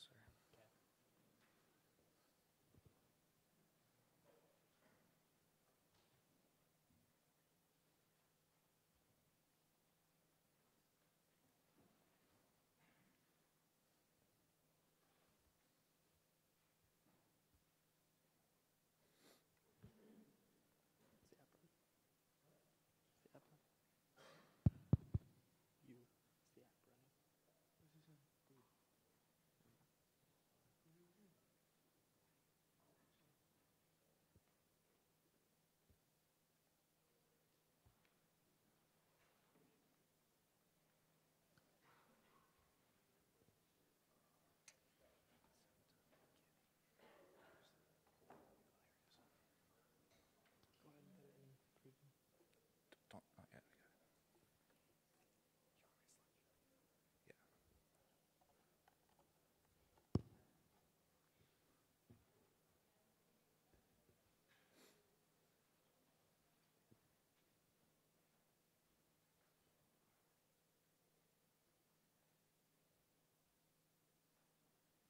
Okay, we'll go ahead and get started now. Thank you all for coming out, first of all. I hope you've all enjoyed the projects before us. I know you're going to enjoy our project. We are diving headfirst into some of the medical and tech industry's most frustrating problems. So first of all, I'm Brian Humphreys, I'm the tech lead. This is David Roster, he's the team scribe. This is Ram Malyala. This is Andrew Locks, and this is Sid Malik. We've created a system to tackle some of these problems. So first and foremost, what are these problems? Well, doctors spend a lot of time doing paperwork, and these statistics are pulled from multiple sources, and this is not an exaggeration. Surgeons and doctors spend more than 50% of their time doing paperwork. Namely, they spend most of their time doing operative reports, which is a document that outlines the narratives of events that happen during a surgery. And this directly compromises the time that they get to spend with their patients and with their family. So this rushes doctors, and this makes them notorious for their messy handwriting. Everyone's heard of doctors' messy handwritings, right? So this is very surprising to me. This messy handwriting causes misinterpretations, which causes misdiagnosis and leads to more than 7,000 deaths a year. This is also not an exaggeration. Misdiagnosis can kill. I'd hate to be the person that brings up morbidity on the stage, but this is honestly a real problem that we need to solve. So what a systemd does is we integrate a solution by automating operative reports so doctors don't have to write it themselves. They don't have to spend the time. This gives them back the time to spend with patients and with their family. And this causes them to be not as rushed. And this totally eliminates any messy handwriting that causes misinterpretation. And Bruce Kennedy, VP of Tech at Arthrex, would agree. So therefore, our goal at a systemd is to shoot for the stars and automatically generate operative reports. But first, let's learn a little bit about how a surgery is performed. Let's learn a little bit about the technologies that are used under the hood in a systemd. So first of all, we need to know how a surgery is performed.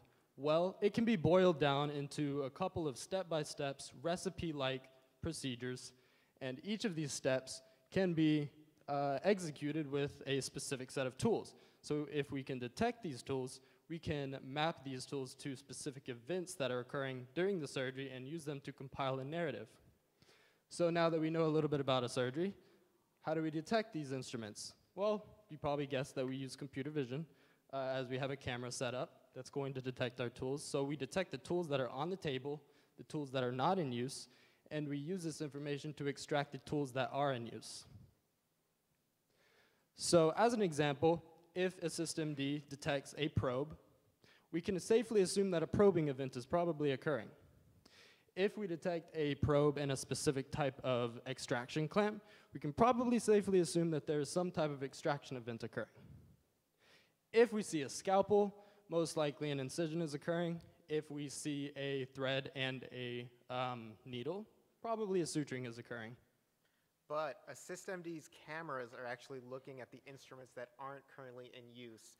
And using those instruments, we find out what instruments are in use.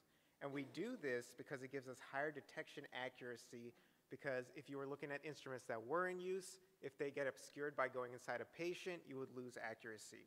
So how do we find out what tool is in the doctor's hands when we're looking at the tools on the table? Well, we first create a list of all the tools that are going to be used within the surgery.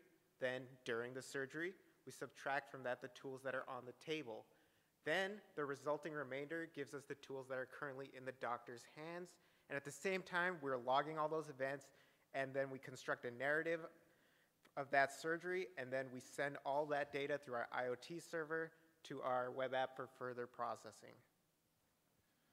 So the computer vision that we're talking about is really the core technology that makes our application possible. In order to implement that, we use YOLO 2. YOLO stands for You Only Look Once, and it's an open source image classifier that's optimized for detecting on video streams. We then deploy YOLO in a Darkflow wrapper, which allows us to infer the serial number of each tool in view of the camera. And then we ship that output to our application, which does the data collection and also the analysis. So we'll show you what that looks like. So here we have a view from our camera apparatus. This is to simulate a real camera that would be in an operating room. As you can see, for each unique tool we detect, we draw a different color bounding box depending on the serial number. We achieve this detection by using a custom model. Instead of having an off-the-shelf algorithm, we trained our own model by using data that we collected ourselves. So to build on these concepts further, let's look at AssistMD at a high level. So first we're going to take in the live surgery data from the operating room. Then we're going to send it into our analytics model for further cleaning and processing. And then finally, we're going to send it to our web page for a beautiful display. All right, so diving a little bit deep down into the architecture of the model, AssistMD assumes that we have two cameras in the operating room. One looking at the instruments on the table, and another one that's looking at the medical scene. Right here, we'll look at the one that's looking at the medical scene. We have this say if we have a problem and we need to call a colleague to give us some advice on what to perform next in the surgery. Say if an unexpected event occurs and we're not experienced enough to perform the surgery, we can live stream the surgery and have real-time feedback from our colleagues anywhere in the world. We stream this data to our content manager, which delivers this video in real time to our web app. And then we have another camera that is looking at the instruments on the table. And we send this to our IoT server to do predictive analysis to figure out what tools are in the doctor's hands. This is given to our IoT server, and we ship this data to our web app. It updates the state of the web app, and we can use this information to generate an operative report, which is hopefully going to execute any type of handwriting that a doctor might have to do. So some of the analytics that we perform are we track the confidence level of each instrument inference, and if the confidence level of a particular inference falls below a certain threshold, we prune it or filter it out of our stream to take out noise. Additionally, we also track the length of time that each instrument is used and use it to create a ratio pie chart that's then displayed on the website. Finally, we track the sequence of instruments that are used and map it to surgical events that we then use to construct the surgical narrative that we compile into our operating report that you can then download from our web app. And now for a demonstration. So this is the user interface that would be seen by a surgical technician or an assistant in the operating room. We have our data entry field as well as a live feed of the instrument detection. Our data entry field allows us to specify a hospital, a doctor, the name of the patient, and we also specify which procedure we're going to be conducting. In this case, we're going to be doing a mock appendectomy. We also select the set of instruments that we use, and that allows us to do our process of elimination. So I'm going to start the surgery, and then Brian's going to walk us through a surgery step by step. So I'll be Dr. Humphreys today. I'll be the surgeon on call, and I'll be operating our appendectomy on our patient, David Roster. And we'll be performing our appendectomy at Northwestern Hospital today. Started? Yeah. So I'll go ahead and start the procedure with an incision next to the appendix. This is our scalpel for today because we don't want anything sharp on the stage. So we'll go ahead and start making the incision near the appendix. I'm not a doctor, but I do think this is where the appendix is. Okay. So we've made the incision. The software should have logged an incision event because I have this in my hand. So now I'm going to grab my probe, and I'm going to probe the patient to find out if I can see the appendix. So I'm going to walk over here. I'm going to probe around, and uh-oh, it seems that there is something in the patient that shouldn't be there, some type of growth. I, as an unlearned doctor, am not experienced enough to know what this is, so I need to call the help of a more experienced doctor. So if we go to the web app, we can see that we're live streaming this, this surgery, and we can call the help of a doctor, and he can come over and look at what's in the patient, and he says, well, it's a growth, just remove it. Okay, so that's what I'll do. So I'm going to use my growth remover, remove the growth, and since this was an unexpected event, the software knows that we're performing an appendectomy and this was not supposed to happen, so it will log an unexpected event. So we can go ahead and get back to the procedure and perform an extraction of the appendix. We've extracted the growth, now we just need to do the appendix. So we got our probe, we're going to get real deep in the patient and grab the appendix. We got it. It was a success. And now all that's left to do is to close the patient up. So we have our needle and our thread. Again, we don't want sharp things on the stage. So we've finished the procedure, and we can see that all of our events have been logged. I have two instruments in my hand, our thread and my needle, and that is indicated by the green lights on the instrument indicator. And Dr. Humphreys is currently operating with these. And we can see from if we look at our first event, we performed an incision, and then the next event we performed probing, and then we had a textbook deviation because there was a growth. We performed extraction of the appendix, and then we sutured the patient up, and we can also see a log of all the timing that each instrument was used in the pie chart. So we'll go ahead and stop the surgery. And now that I'm a surgeon and I need to produce an operative report, I don't have to write it now. I can simply use a systemd and go to our hospital profile, Northwestern Memorial, which is where we perform the surgery. I'm really good at appendectomies by now, if you can't see. So we'll go ahead and download our operative report.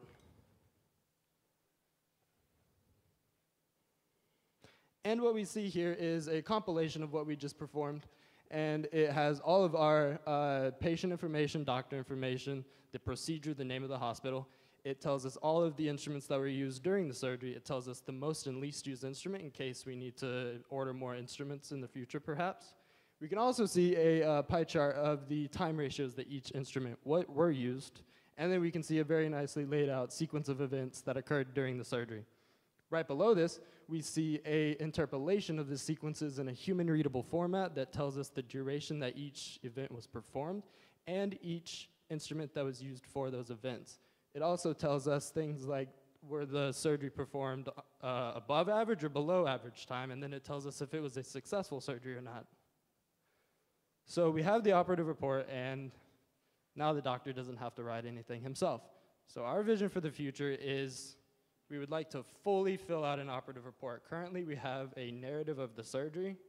We would like to, in the future, perform or automatically generate pre-surgical information, and we could do that with a smart room technology that could log what the nurse does to the patient to prepare him or her for the surgery.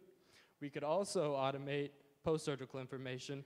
How does the patient recover from the surgery? We could do this with smartwatch technology and wearable technology that will allow us to log patient metrics and log how he performs or recovers from the surgery. So thank you very much. We've appreciated speaking up here, and y'all got any questions?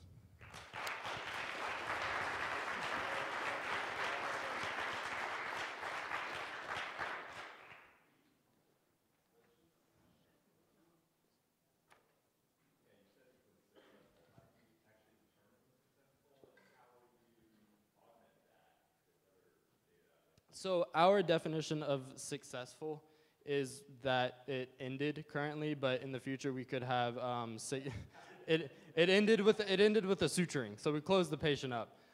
We could have in the future have a score rating based on if there were deviations.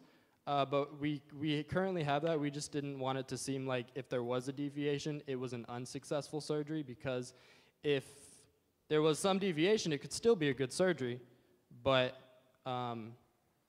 that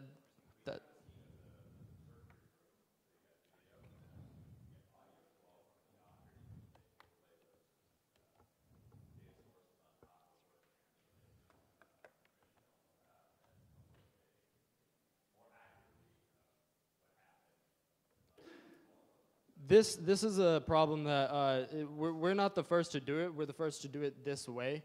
There are other technologies such as Bluetooth readings and RFID tags in the operating room that log events that occur. This would just be a plug-in to we would essentially be sensor fusing. So we have all these other peripheral sensors. This would just be a plug-in to the rest of the operating room system, and it would just give another dimension of censorship. Oh, yes.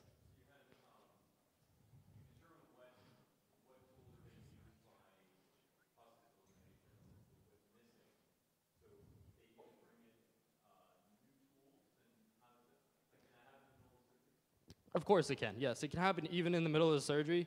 All the technician would have to do is just log a new serial number into the system. Also, say a doctor would like to perform a specific event with a different set of instruments. This is already something that doctors do. They have something called a preference card. So they have the specific set of instruments that they specifically want during a surgery, and nurses and technicians will lay that out before the surgery. We can use that in our software to perform the rest of the surgery with preference cards. There was, yes, so the two clamps look very similar, but there's a minor difference in I believe it's the ratchet on the clamp. It's like the head of the clamp. It was a minor difference between the two clamps, but our model was accurate enough to detect between the two.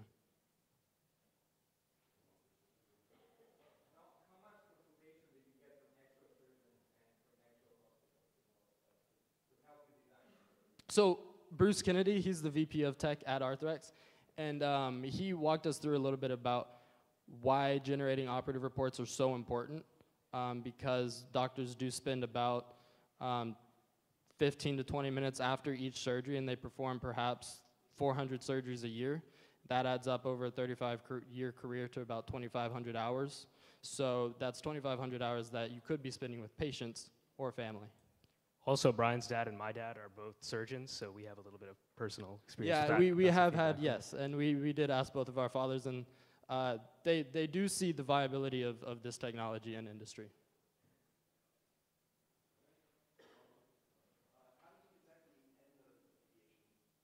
The end of the deviation. Just like any other event would have occurred, the instrument is laid down onto the table, and then we begin, and if it is the instrument that we would have picked up had there not been a deviation, then we know that the deviation is over, if that makes sense. Okay.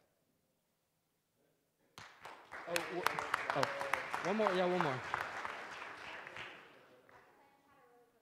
Yes.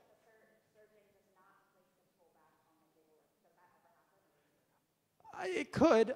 Perhaps he drops it, or perhaps there's even another table. We could add another table and another camera and have additional sensor fusion and use multiple cameras. And have full room cameras that could perhaps detect an instrument on the floor if it were dropped. It's also very important to know if a tool actually wasn't returned, because in the worst case that it was actually left in the patient, and this is a pretty big issue, that you want to know that it wasn't returned, and that's a pretty important thing to know. This is a really weird problem. There have been instances where needles have been left inside patients or other tools, sponges. So this would help to detect that all the instruments are back on the table and not anywhere else. So.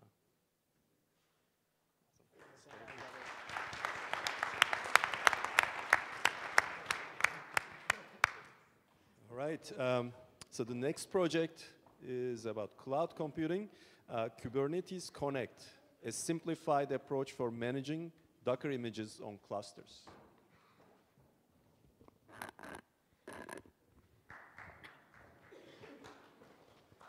All right, hi everyone. We're the Goodfellas, and we partner with Pivotal to create Kubernetes Connect. I'm Jesmar, and up on stage with me is Marco, Durva, Kendi, and Jack. Let's start off our conversation with cloud computing and why much of the industry is transferring over to it.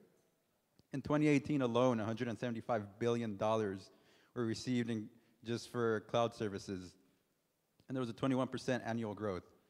About 73% of all organizations have at least one application hosted on the cloud. This includes companies like Amazon, Microsoft, and Google. But why cloud computing? What makes it such an attractive option? Well, it helps abstract the underlying infrastructure. So you can only focus on your application and its development. It has on-demand compute power, where you only pay for what you use, and you can scale and run applications seamlessly. Or can you? You see, there's some issues with the current way providers are set up. They have learning curves. They have company-specific interfacing where you have to get accustomed to each company's interface. And you have to create and manage your own clusters after you have access, which could have some overhead. You see, we wanted to create a platform where users can create services and providers supply the resources, but users don't have to worry about managing clusters. And a platform where even individuals can become providers themselves, as long as they have a cluster running. So we created Kubernetes Connect, a web application that will serve as a proxy to connect users like you to people with clusters. Has deployment tools to make deployment configuration easy. And for providers, we give them performance metrics so they could see what's going on in their cluster in real time. We use two key technologies for this. The first one is containers. Containers help package your application with all its dependencies, making it both lightweight and portable. You can transfer this seamlessly over different machines without having to worry about the environment. And the second is Kubernetes. Kubernetes is a system for management of containerized applications. It automates the deployment and scaling of your applications on clusters, so it's all seamless. And we use these two in our solution, where we take your container and give it to a provider. It could be one of these common providers, or it could be an individual, so long as we can talk to it through the Kubernetes API. Let's go ahead and show you what we mean. So this is our Kubernetes Connect homepage. We're going to go ahead and log in. So we're going to log on to Mary's account. Mary is both a user and a provider. Usually you would be either a user or a provider. So let's go ahead and log into the provider dashboard. And here in the provider dashboard, we can see a list of our clusters available, and we can see real-time CPU, memory, and network usages for this cluster. And if we go to show more metrics, we could see a more detailed time scale of our CPU, memory, disk, and network usages. All right, so that's enough of that. Let's actually run an application on this cluster. Let's head over to the user dashboard. So on the user dashboard, Mary's a user. So right here is all of our workloads. Let's go ahead and upload a workload. So we're going to browse for one of her services. Here's Mario's service. I'm going to go ahead and open it and submit it.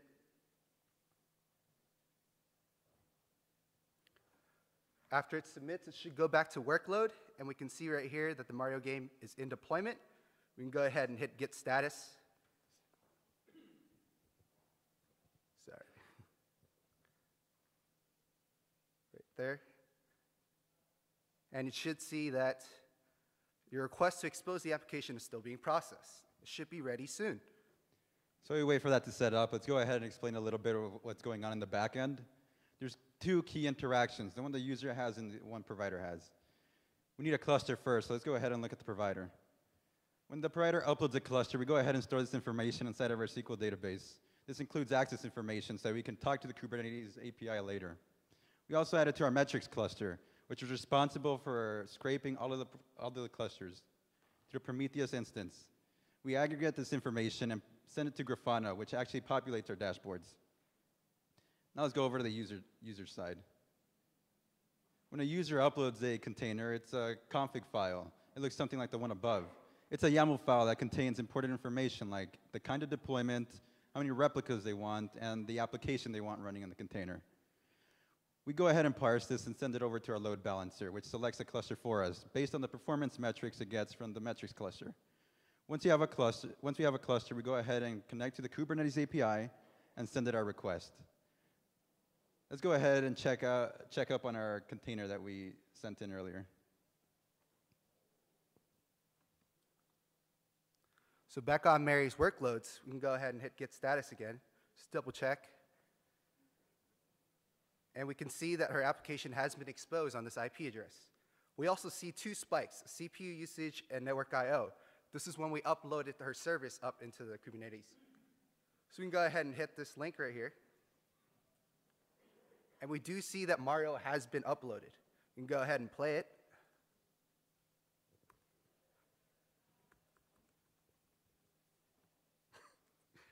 That wasn't the map. And we see that it is working. And look how easy that was. That could have just as easily been a web server or a REST API. And we noticed some of your projects even use containers, so you can go ahead and use our application. I'm going to go ahead and give it over to Marco to talk about some technical challenges.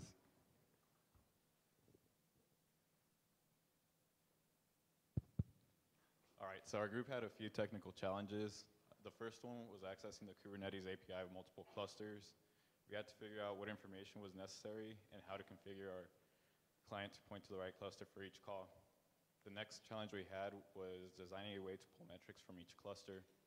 For this, we created a master Prometheus that pulls metrics from each cluster and aggregates the information. There's also a Prometheus instance running on each individual cluster that's in charge of collecting more fine-grained metrics. Once we set up Prometheus, we set up an instance of Grafana on the master cluster to help visualize the metrics. So the challenge here with Grafana was templating it so that we could pull metrics based on individual users. But once we had a template for it, it was easy to add new clusters and pull metrics based on individual users. And those were our biggest challenges. Now for some technologies that we used Spring to develop our web application and manage our user accounts, Hibernate to talk to our database, and validate user input. Pivotal Cloud Foundry to host our database and web application. Google Cloud Platform to create Kubernetes clusters and test them. Prometheus to scrape our metrics, and Grafana to display those metrics. A couple of future developments we have is cluster visualization, where users and providers can at a glance see what's going on with their cluster, and dynamic redeployment, where if someone's application is taking too many resources, we go ahead and deploy it to another cluster. And that's Kubernetes Connect. Thank you.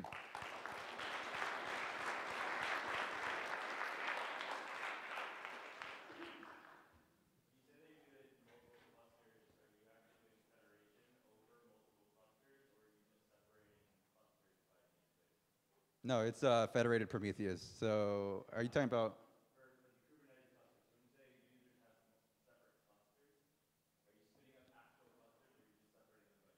So it is by namespace. Each user has their own namespace in a cluster, and we just load balance their request to a cluster.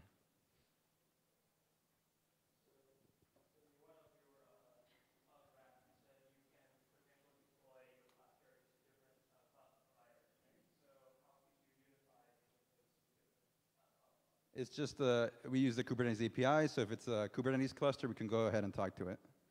Yeah. Yeah.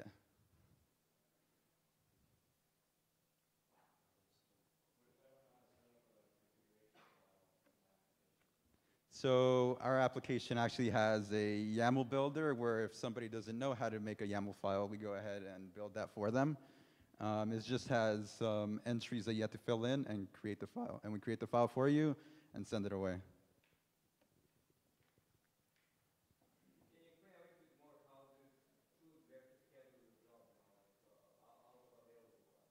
So we use a priority queue that we create with the metrics for each cluster. So CPU, memory, and network usage. And we use that to build a priority queue, and we just pop off a cluster whenever we have a job.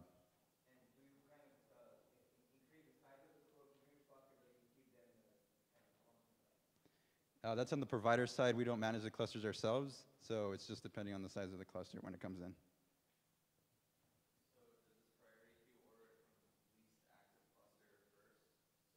Yes. Yeah, so the one with the most available resources.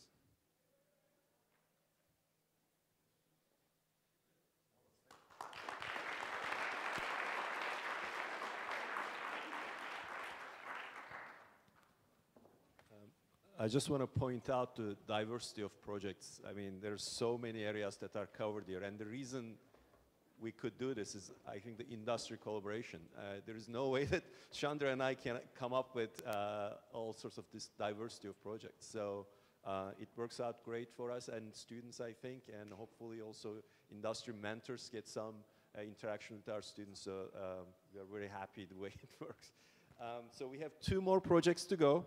And the next one is UniPay, a unified student finance platform.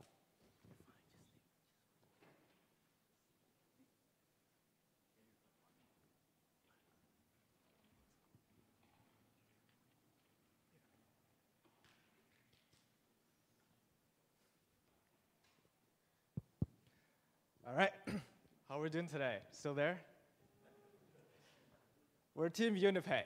For the past 2 quarters, we've been working with Workday, and today we're going to present something that we're pretty proud of. So before we jump into the presentation, let me introduce our team. My name's Yao. Hi, my name's Jake. I'm Chandler. Vamsi. And I'm Alex. I'll start with the questions. How many of you guys have struggled financially or don't think you make enough as a student? You're not alone. A recent study shows that 84% of the student population worry about making ends meet, and 1 in 5 of them have never ever budgeted. In addition to that, as UCF students, we all have dealt with this website before, Bark. Whenever we want to pay tuition, we have to go through a fairly long and complicated process, not to mention the website's pretty outdated. If you're an online shopper like I do, you're probably familiar with this another service, PayPal. And Venmo is yet another service that's pretty popular among students when we want to split costs with friends. It's all convenient and all, but when it comes to tracking all the transactions from all the different places, it becomes a headache. And this is just a small piece. Of many financial websites that we have to deal with every day. There's meal plans, there's Bark, there's banking websites. You get the idea. We don't make enough as students, and the financial systems are not helpful. So that's the problem we're trying to solve today. And we're solving this problem by bringing our solutions with UniPay. UniPay make it crazy easy to buy coffee for you to buy coffee on campus, purchase textbooks online, manage your budget, giving you up-to-date information about your tuition payments, and more importantly, we're doing it all while giving you up-to-date information about the transaction itself and understanding where it all went. Yeah, so I just want to take a moment to introduce our honorary 6th member, Abigail. She's a lot like us. She's a little short on time and money, and she needs a little help managing those 2 things. So in the past, she's tried to use a spreadsheet to track her expenses, but between her expenses being all over the place and how tedious it is to go through her receipts and categorize them, the idea never panned out for her. But in light of her dwindling bank account, she's resolved to find a solution to help her save time and become more financially responsible. So let's see how UniPay can help her do this. So one of the ways that UniPay can help her do this is via our budgeting tool. Abigail can create a number of budgets in any predefined category, and anytime she makes a purchase in that category, it's automatically tracked for. Let's see an example of this. So it's the beginning of the quarter, Abigail goes to class, her professor goes, the textbook is required, and unlike most students, Abigail goes and buys a textbook. So normally to do this, she'd go to the university bookstore, and she'd be able to buy it, but she'd run into the problem of having to track it herself. However, using UniPay's third-party integration service, she can do both at the same time. Let's see in action here. So when she's ready to check out, instead of buying with a credit card, she can opt to use UniPay's service. So this launches a page where she can log into her account, and when she enters her credentials, it'll show a page detailing her transaction. When she's satisfied with it, she can hit that confirm button, and her payment's done. Now to check if it's posted, she can go through our web app and check her budgets, and her previously empty budget of $0 out of $100 for education gets filled up accordingly. Like most students, Abigail has a crippling caffeine addiction. To get her caffeine fix, she often has to wait in a super long line because the current payment process is slow. Let's take a look at why it's slow. All right, 2 coffees, that's gonna be 260. Sounds good.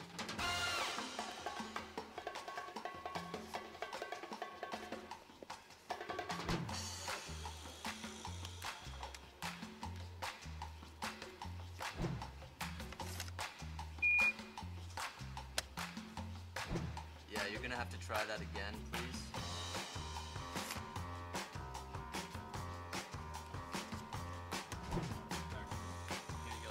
Thank you. How's it going? Hey. All right, yeah, awesome. Thanks for getting me the coffee. How much was it again? Oh, it's 260. All right, I think, okay, well, I have a 5 on me, so do you have change? Yeah, I think so. Let me check. Sweet.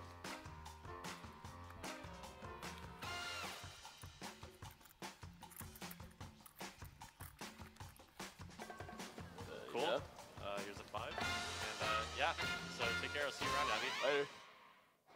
As you can see, there are many factors that contribute to the slowing of the payment process. Students might take a while to find their credit card, they might have to swipe their card multiple times, or the machine itself might be slow. Luckily, we developed a Unipay mobile application to solve this problem. Let's see it in action. All right, 2 coffees, that's 260, ma'am. Wow, that was fast. Hope you didn't blink. The Unipay mobile application allows students to make payments at on-campus stores using their Unipay balance with just the tap of their phone. To complete these payments, our application uses near-field communication, which allows for data transfer across short distances. This drastically speeds up the payment process. In addition, you may have seen in the video that it can be annoying for Abigail's friend to pay her back for things. It can be hard to make change, and it's pretty annoying to carry around coins in the first place. Luckily, we solved this problem with Unipay Tap to Transfer. Unipay Tap to Transfer allows Abigail to request a transfer and complete the transfer by holding her and her friend's phone together.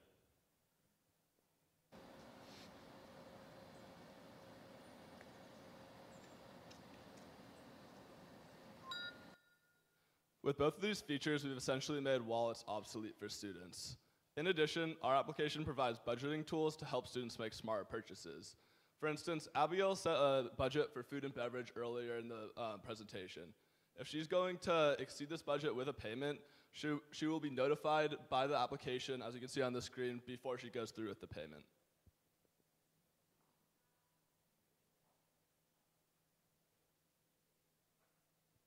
All right, so now that we have all of Abigail's data coming in, let's see what we can actually do with it with a live demo. So this is Unipay's homepage. We're going to go over to the Analytics tab. So at the end of a long day, Abigail can come and see all of these customizable charts to see exactly where her expenses are going under. We're going to go over to Transactions tab. And look at that. All of Abigail's transactions are listed by date and category. If she wants, she can export that to a CSV or PDF to look at later on when she's not even using our app. Okay, so let's talk a bit about the security of our application. So since we are a financially based system, we wanted to prioritize security from the very beginning. So our system consists of using the JSON Web Token, JWT, as well as OAuth 2 protocol. So how this works is our user is going to authenticate using Workday server. After authentication, the Workday server is going to send a token to our Unipay server, which then generates a Unipay token.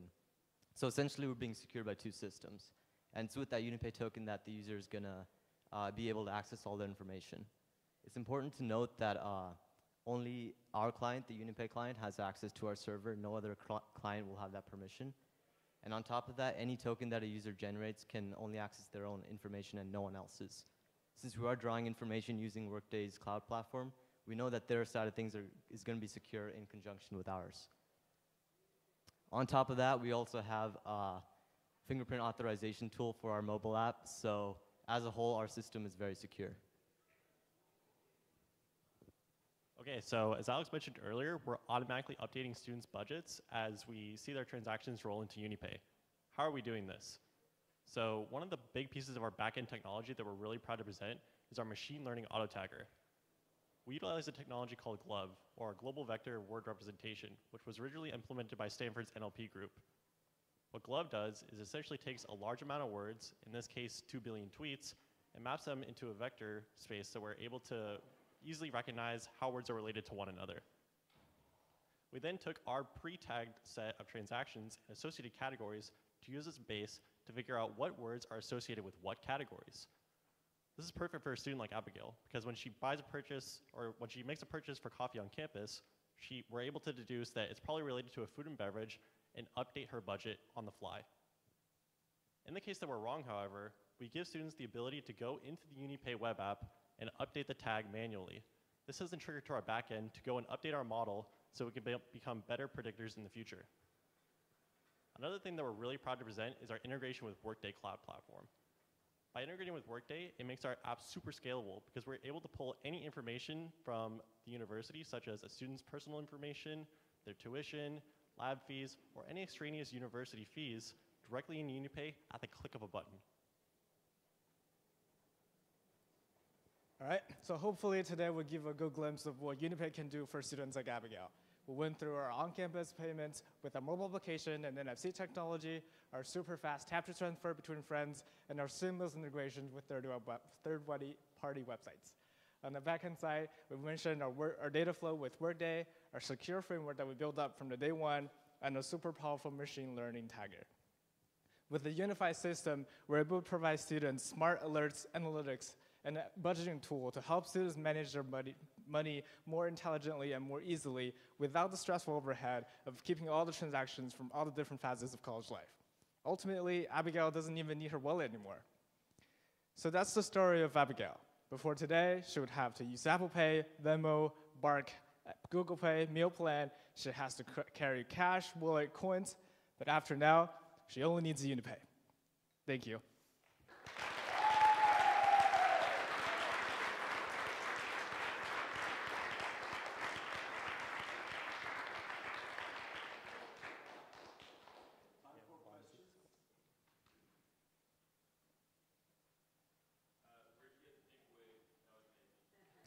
That's my friend's. I had to borrow it. It's a good one, though.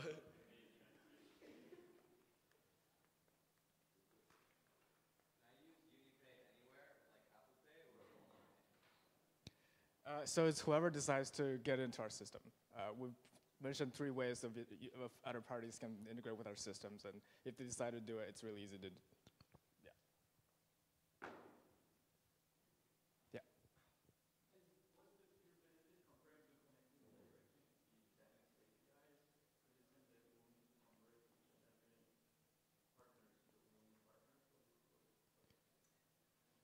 You mentioned connecting to the bank's APIs?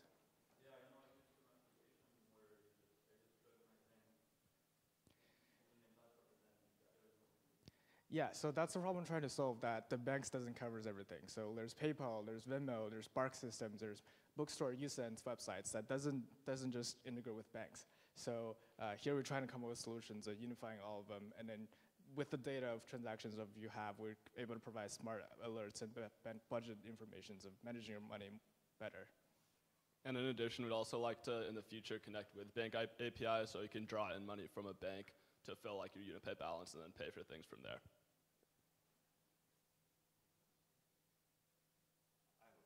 Yeah. So could you collect like spending trends from other users and possibly give some data to the one user, or because of, I mean, I can see privacy concerns there, but you know, if a student like, how am I doing compared to my peers, spending-wise or budget-wise? Is that possible? Yes, it's definitely possible, and we considered it, adding that as a feature. We were worried about the privacy of it, though, so we wanted to like look into it more before we decided to do that.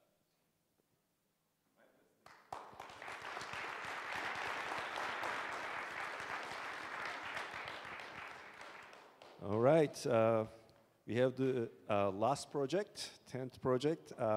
Last but not least, Wait for Me, an app that waits on hold for you.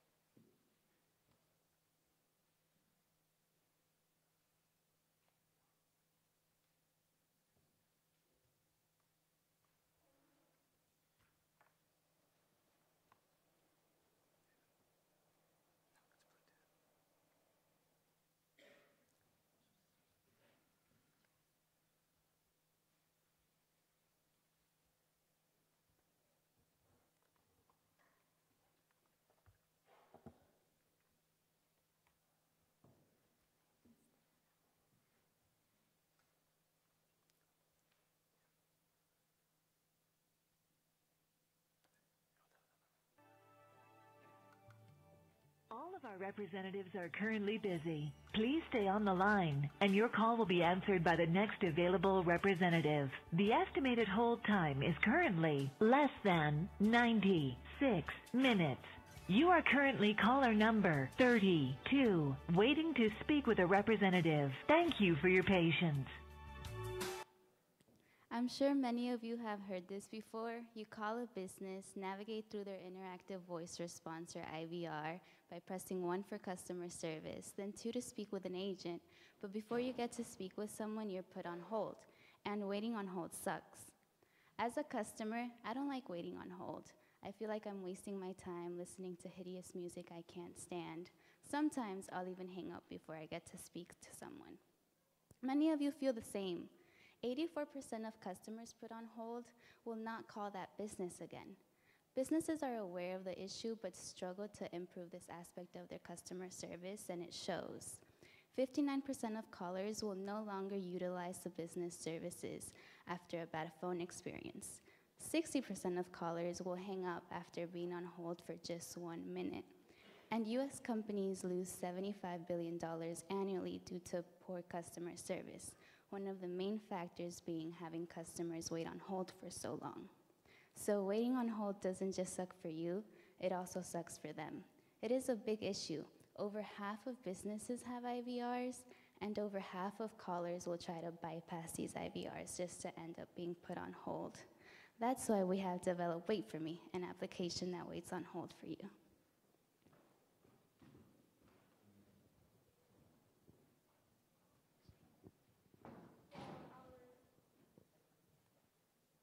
So our solution is easy. First, you call Wait For Me and enter the business number you wish to call.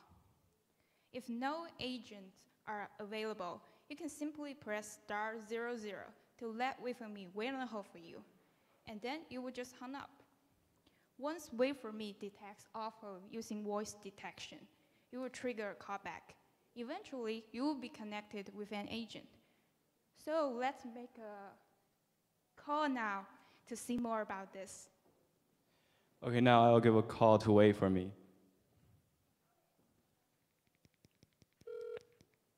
Please enter the number you wish to call.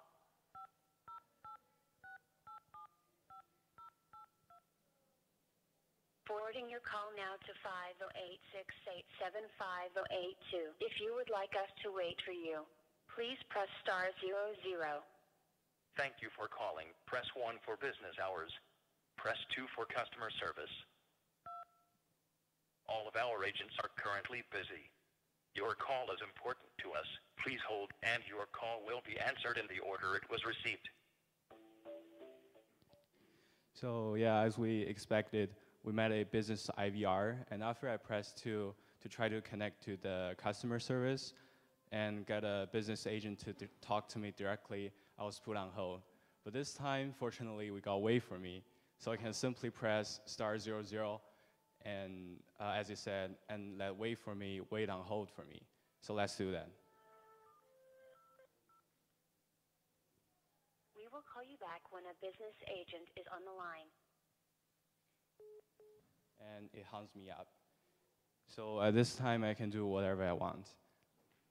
So because of this, I have some free time to introduce you guys what technology we use to develop our app. So first of all, we use Twilio to manipulate all of the calls, like calling to the businesses and calling back to the customers. We use Ruby on Rails to build our app, and we use Redis as a database to store different users or multiple users calling different businesses.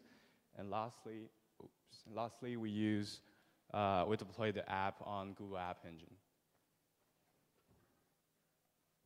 So here you see a more detailed picture of our application architecture. As you can see, we have users on one side and business on the other. All our phone calls are routed through Twilio, and our Rails server is there to coordinate the whole process. Well, everything begins when a user calls our Wait For Me number.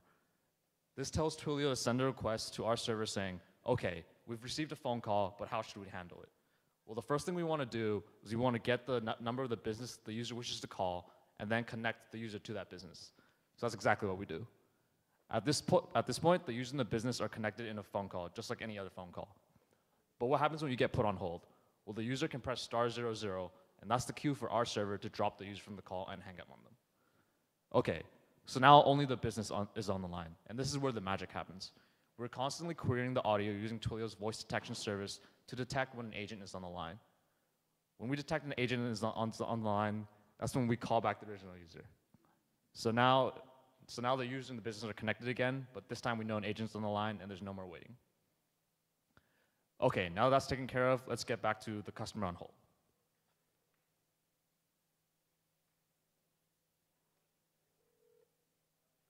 Hi there, is anyone there? Your customer called using Wait for Me. We are connecting to the customer now. And I got a call back from the business. Hello? Hello. And now we're connected.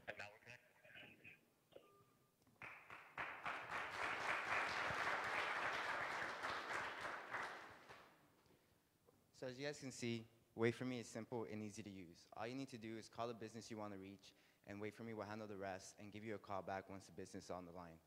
This means that you no longer have to wait on hold and listen to any annoying messages or music. And this also helps businesses because in a lot of cases, the user would have hung up if the business left them on hold for too long. And this is why moving forward, we want to be able to offer a software as a service model to offer to businesses. Because as you all know, waiting on hold sucks, and this is because businesses fail to improve this aspect of the customer interaction. As it is, Wait for Me allows us to see what businesses users are trying to call and which of them are putting their users on hold. A simple system could be developed where a user simply has to call, message, or click a link on the business's website to be queued up to receive a call from that business. This means that you will no longer have to wait on hold or even wait for the phone to ring.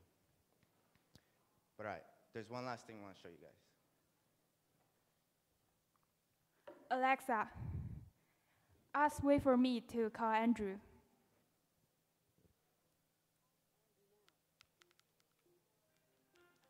So as you guys can see, I'm getting a call now. Hello, how can I help you? Customer called using Wait for Me. We are connecting to the customer now. As you can see, I just received a call back. And we're connected.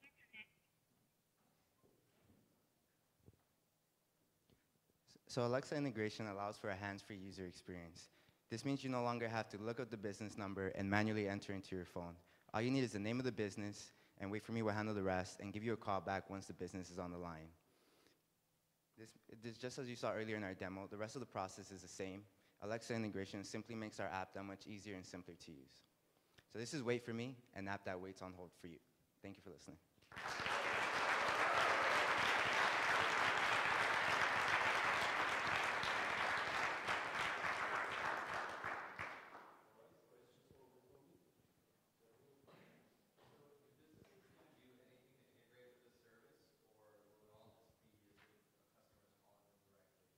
Yeah, so as it is right now, just anybody can use the service and the business never has to cooperate or do anything. Yeah.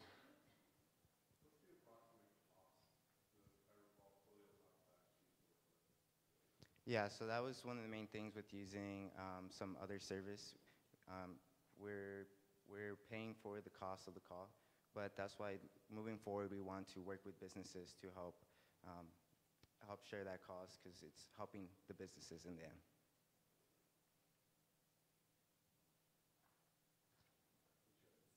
Go choose.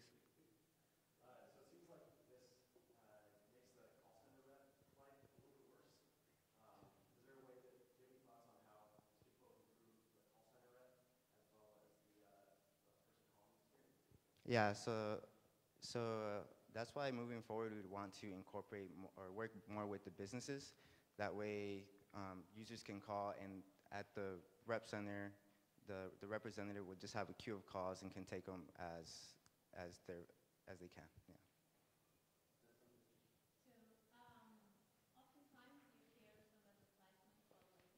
Mm-hmm.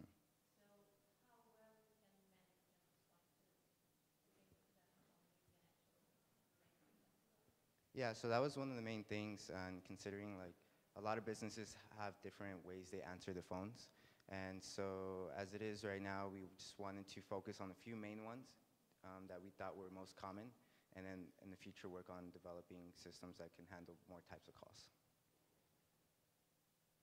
So you have created Wait For Me, which is kind of like a man in the middle listening to all these calls. Is there any privacy concerns for having basically another entity to get the trust with? Potentially you're having a financial conversation with bankers.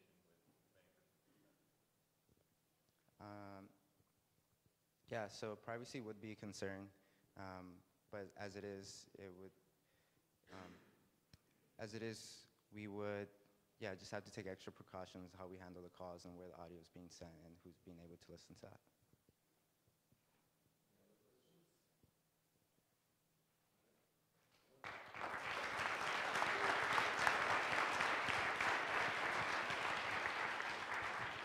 So, yeah, I want to say that this was a lot of work for students. I mean, they worked very hard, and I'm very proud of them to make the job very hard for the 3 judges that have to pick top 3 projects. In my mind, all the 10 teams did awesome. I think they are all winners, so I want to congratulate all of them one more time.